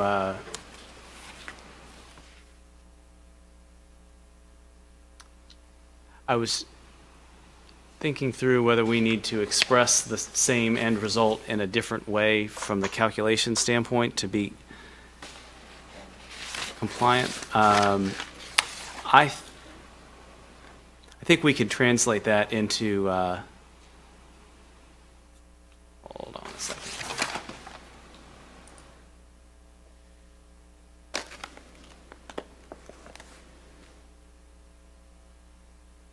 Should we bring this back to our next meeting after a little research on this? Bring it back to our December meeting. That Yeah. might be Yeah, the best course. let's do that. So we can make sure we check all of our bases and come up with a. I want to make sure that I understand what you're trying to do, and we can do that. I'm just trying to make sure that we need to make sure that it is properly tied to tax value, and so I just want a chance to go back and go through the calculation and make sure that we can calculate it in a way that expresses the connection to tax value, which I know that we can do, but it's hard for me to do on the fly and make sure I'm giving you the right number. So. Sure. Council willing to delay it for a couple of weeks till our first meeting in December? Well, let's talk about this then. Single family is at 98% of the average home. The others are much cheaper. If you're basing off 98%, yes, 0.98%, 98%, almost 1%. Yeah, I'm trying to figure out once you do them all. I mean, it's done lower. That's what I hadn't figured out yet. We've got one where we show the calculation of how we got there at 1%, and the other ones are drastically lower. And one is valued at per square foot much higher than the other. We're working against ourselves. As is the other towns too. That's in part because what we're doing is using the average of all home types, and so you notice that the average value of the house didn't change from multifamily to single family to Right. And so. But the percentage changed. That's right. Because the fee, what we're doing in each case is comparing the fee to the average home value, and so these other fees may have been set in different ways. They're not necessarily doing the math the same way that we are, and so you get to different results. One other possibility. So what I was originally trying to do is, if what percentage of tax value would get you to 1,900 was the math that I was one way I was trying to do it. But there is another way that we could calculate a separate, an average of all the single-family homes and do that math, and then an average of all the townhouses and do that math, and average of the multifamily, which would have the effect of might bring the single-family down a little, but it would probably bring the multifamily up quite a bit, which might get, all three numbers would change, but I think it would get you much closer to the ratio that you're talking about. So that's another possibility that we could do, but I definitely couldn't do that as we sit here. But you all could certainly pick a different number if you want. We're just trying to make sure that we can tie it back to tax value. Yeah, because I think what we've done is anchored ourselves in the initial assessment by comparison to other municipalities.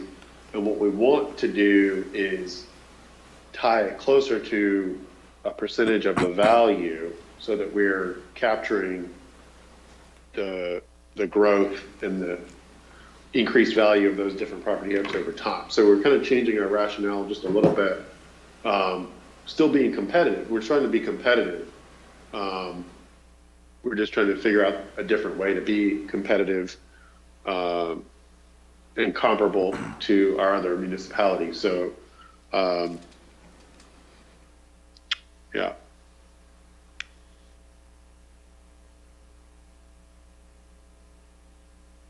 I think if, it's not a very long time to wait until December 2nd, and we could still have it in place by January 1st, which was the schedule all along. And so if you all would be comfortable with it, I think maybe the smoothest way to handle it would be to let us bring it back to you at the December meeting. What say you, Council? I mean, That's fine. I have no trouble with the number being the same for all three. If you're basing it off the value of the home, then the number ought to be the same. We're making something fit compared to other municipalities. If the number is going to be the 1%, then 1% is 1%. Period. The statement. They should be the same. Okay. Well, we waited for a while to adjust it. I mean, we'll do whatever council does, but if we get a more definitive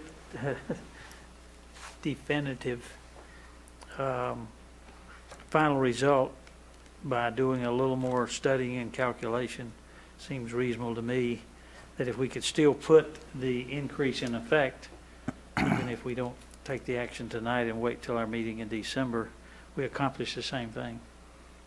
And maybe. I have no trouble with that. I'm just throwing out an option. Yeah. That if you're trying to justify it, it's simple. You're saying the same percentage is the same number. Because per square foot on a lot, Yeah. you got a lot more people in multifamily and single-family attached than you do in a single-family home. Yeah. So if you break it up per person, it's much cheaper that way. So those should be as expensive as a single-family detached. Based off density. Okay, well, we can either, council can either, I guess, vote on that this evening or agree to wait and calculate and refine and bring it back at our December meeting. We can certainly take action on it then. That's fine. No problem with that. Yeah, let's just. Okay. Mr. Roy Lance? Yeah. Bring it back at the first meeting in December. Okay, we can do that. Okay. All right, council okay with that? Mm-hmm. All right, I think that'll be, and I appreciate the concerns that have been raised here by Mr. Singleton and Mr. Dellinger, and perhaps others, but, all right, well, we will not vote formally this evening, but the second reading, that wouldn't require us to start the readings over again if we bring it back in December, is that right? I'm going to go ahead and research and clarify that. Okay. All right. But even still, we okay. But the public is already on notice that the fee is proposed to be increased, and the public notice didn't require that you actually state what the fee was. But I will confirm that that's accurate in state law as well as the charter provision, because we have two options to adopt this under. Okay, very good. All right, council, understand what we're doing, okay? All right, thank you all. I'm going to move to item 4 on the agenda.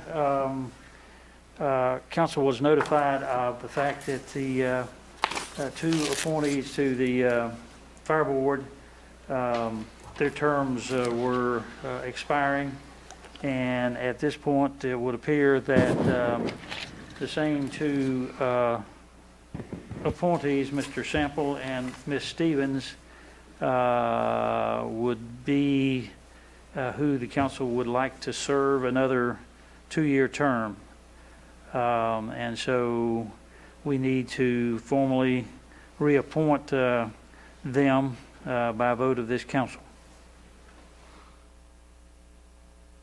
So is there a motion to that effect? So moved. Is there a second? Second. Okay, it's been moved and properly seconded that Mr. Sample and Joe Sample and Ms. Jeanette Stevens be appointed by the town to serve another 2-year term to the Garner Volunteer Fire Department Board of Directors. All in favor of the motion, please say aye. Aye. Aye. The opposition, no. Okay, and it's so ordered. Thank you very much. Let's see, the clerk or someone will make notification to them of the action here. Thank you. Okay, thank you very much. All right, let's move along. Committee reports, are there any? Mr. Mayor, we do have an item to bring back to the Public Works Committee, and so if the Public Works Committee is willing to, we will get with them to schedule a meeting. One item that was of particular interest to the council that we're ready to review with them is the draft for the rewrite of the traffic calming policy. We also have a stormwater issue that was brought to the council previously. We have some more work that has been done on that, and we'd like to bring that back to the Public Works Committee and get a recommendation from them on both of those items. Lastly, we're researching a street potential to change to a street in the downtown district to a one-way street, a neighborhood street. We can work with the Public Works Committee on the recommendation, and if we have the ability to do that, bring that back to the council. So if the committee is okay with that, we will get in touch with you tomorrow just for availability for setting up a meeting. Fine. Okay. Mr. Singleton and Mr. Vance, I believe, right? Okay. So you'll be hearing from Mr. Hodges in regards to establishing a meeting to handle those matters. Okay. All right. Manager reports. Yes, excuse me. You have the, you have 2 reports that you typically have in there, the Garner info and then the building permit and permit report. But I just wanted to talk about our holiday events a little bit for the public. I'm sure there's going to be some marketing put out pretty soon. We are going to do a Light Up Main event on Friday, December 4th. That's going to be a tree lighting, but it will be a virtual pre-recorded stream. And with that, that will kick off our 12 Days of Christmas virtual performances. So we'll have 12 performances from that day leading up to the holiday season. And then also on Saturday, December 5th, there will be a drive-through kind of Santa and entertainment float, or, you know, on a stage. And we'll have that on Main Street with one-way traffic. And, you know, there'll be some lights and some entertainment with that. So just wanted to kind of throw that out there so the public can kind of know what we have planned. You know, in the world of COVID, we can't have an event that has people in close proximity and large crowds. So a lot of things are being done, just drive-up movies and drive-through kind of programs. So that's kind of the theme we're following for this year. The other thing we want to talk about kind of in that same light, I think Matt will give you an update on the GPAC and how we're handling some of the programming there. Yeah, thank you. As Rodney mentioned, you know, we're having to do a lot of things virtually, and we are starting for in-person events in the spring, we are starting to plan for alternate event options, but we're not making final decisions yet, and we'll keep you posted as we do. But for GPAC events specifically, because we need to go ahead and start booking the acts, and the likelihood of having 400 people sitting real close to one another in GPAC in the foreseeable future likelihood is not good, and so we are just going to go ahead and commit to doing the whole series through June as virtual. The GPAC from home events have been very popular. We've been getting good feedback, and it'll also allow us to get a wider variety of more artists and a wider variety of artists, which is a good thing that's coming out of this alternate way of doing the programming. So, but just wanted to. We haven't made that decision for all types of events, but for GPAC events, we're going to stay virtual through, in the January through June timeframe when we do that series. So just wanted to make sure that made sense to you guys. Council, have any questions?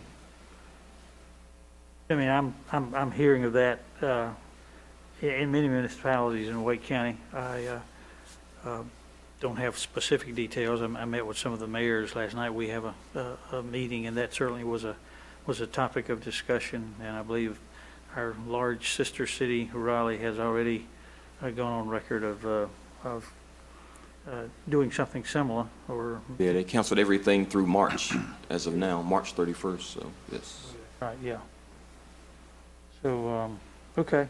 All right, and John's going to give a quick update on some Campo info. Mayor and council members, just before the meeting tonight, I did forward an email to each of you.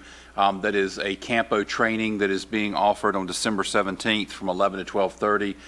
It's a unique training, at least I've not been familiar with it before, and it's an in-depth training on the Metropolitan Transportation Plan. So if Alex Rickard's presentation a couple of months ago got you really intrigued about how the Metropolitan Transportation Plan comes about and why it's important to Garner, that's a great opportunity to follow up on that. There's a registration link that you can click on yourself and register for that.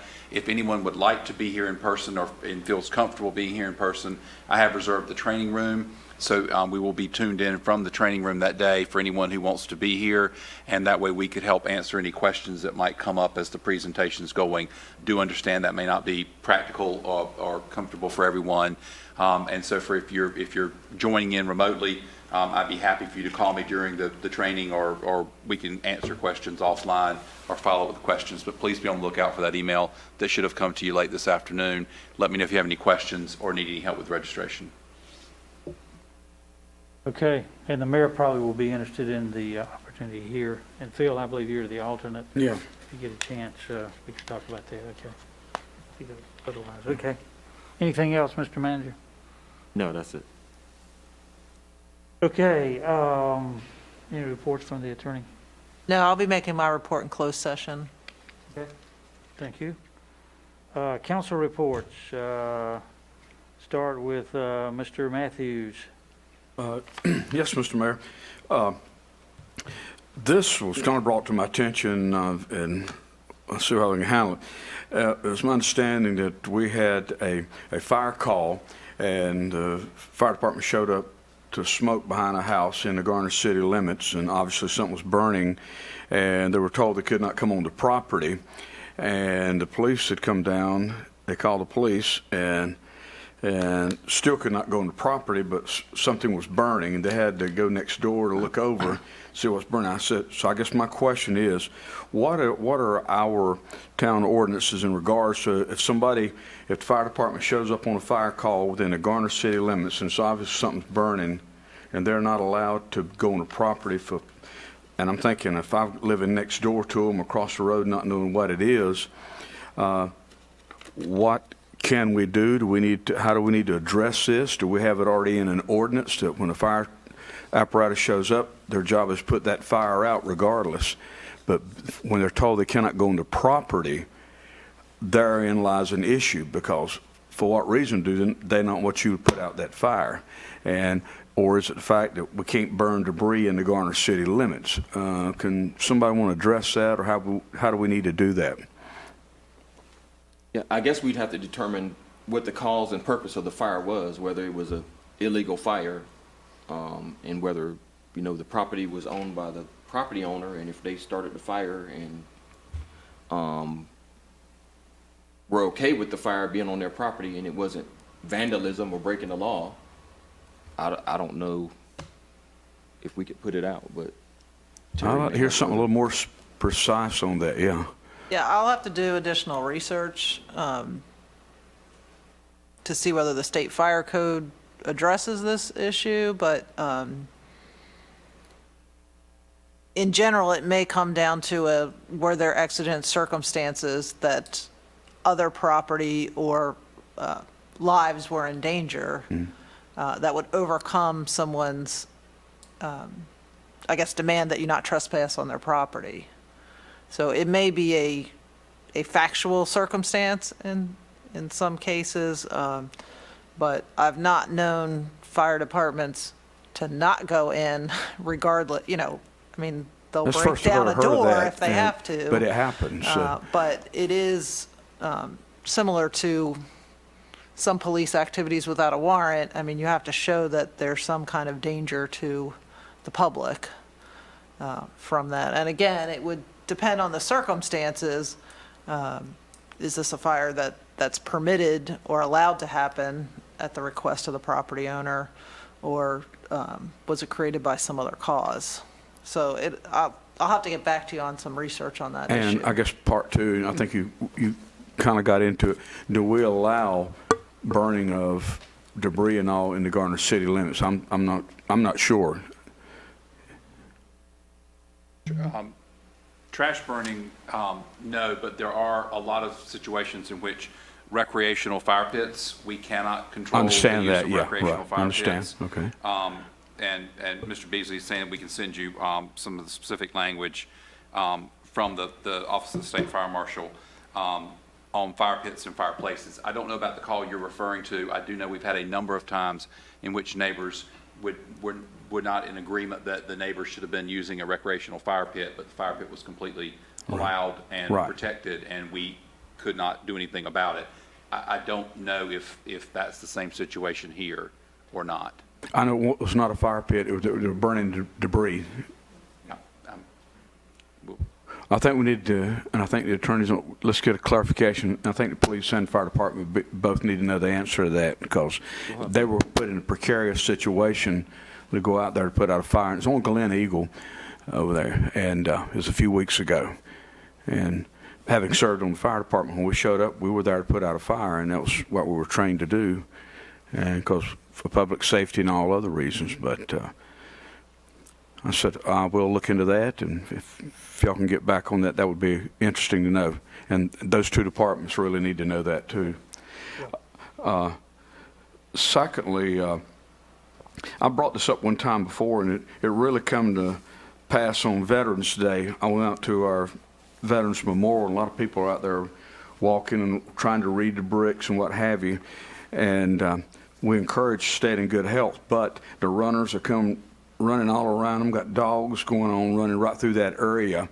I would like us to look at doing some sort of bypass around where all those bricks are, where people spend time reading them and pointing them out to the families, and it's not people running through there with dogs and chains and all this, to have somewhat of a pass around that and block that off where that is truly the memorial, and people can spend that time in there. And it was there were a lot of folks in there trying to read it, and they were taking pictures, but they could not.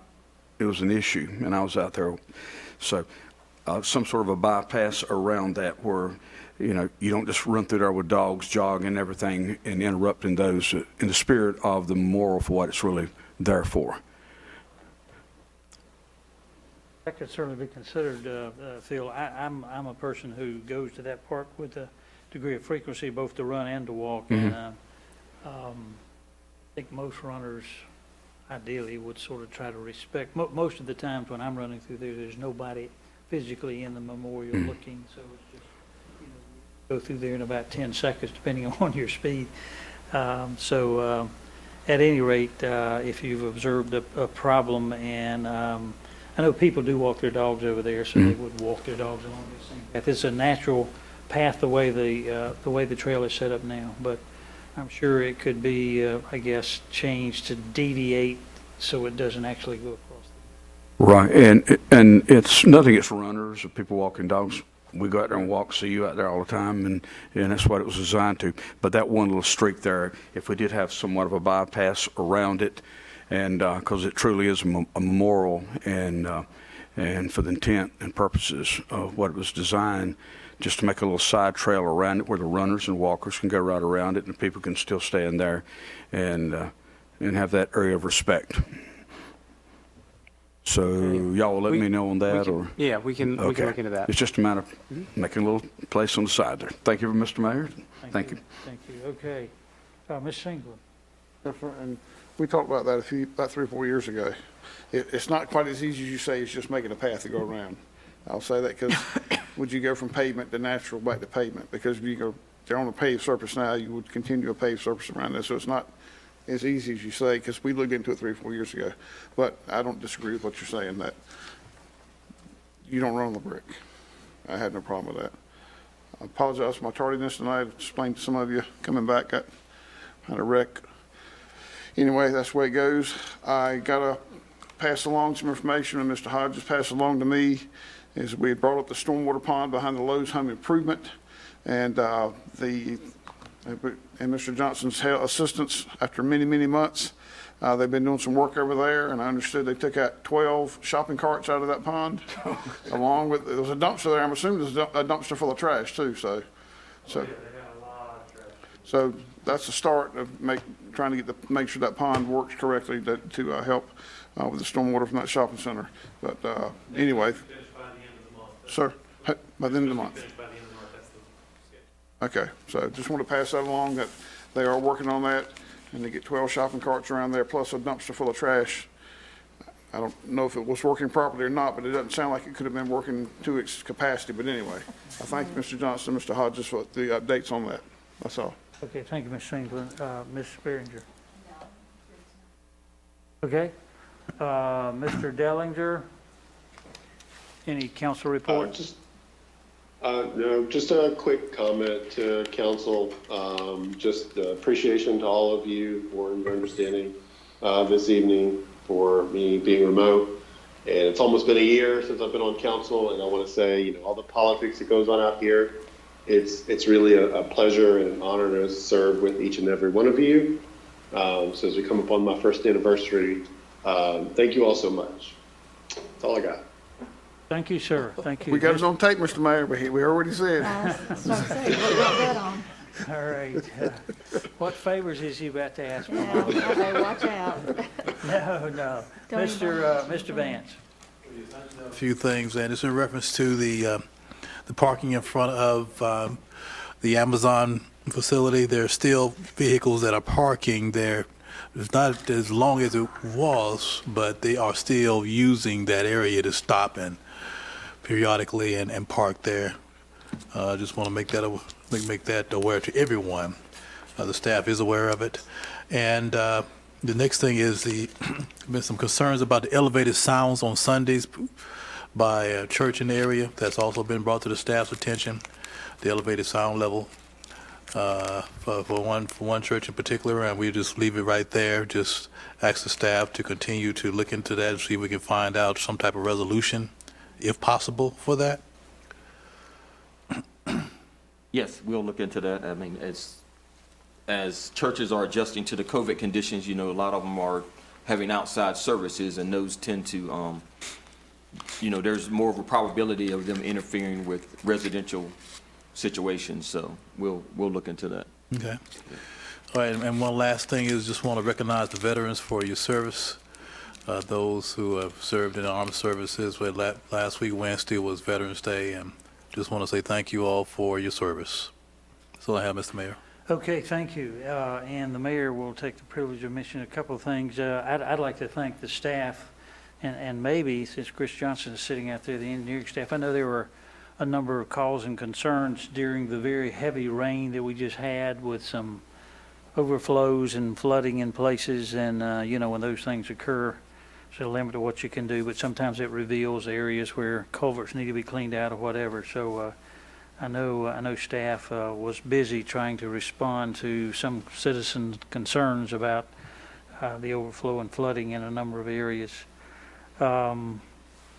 And just sort of on a personal note, I just finished serving a 3-year term as chair of the Area Agency on Aging, which is part of the Triangle J COG, and that was a privilege to do that. And let's see, Phil, I believe you're the alternate. I need to get you to a meeting over there.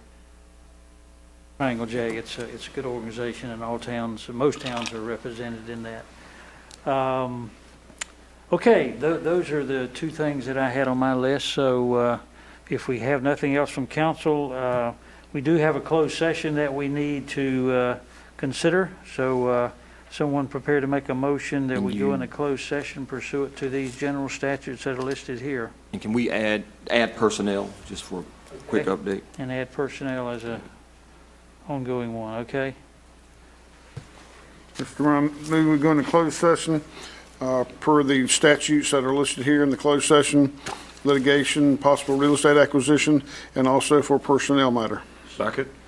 Okay, motion made, properly seconded. All in favor of the motion, please say aye. Aye.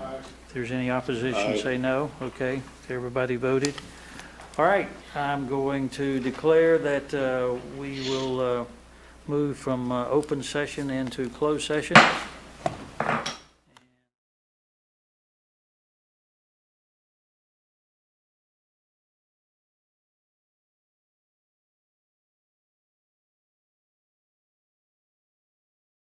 Into closed session to discuss some real estate matters and also some litigation.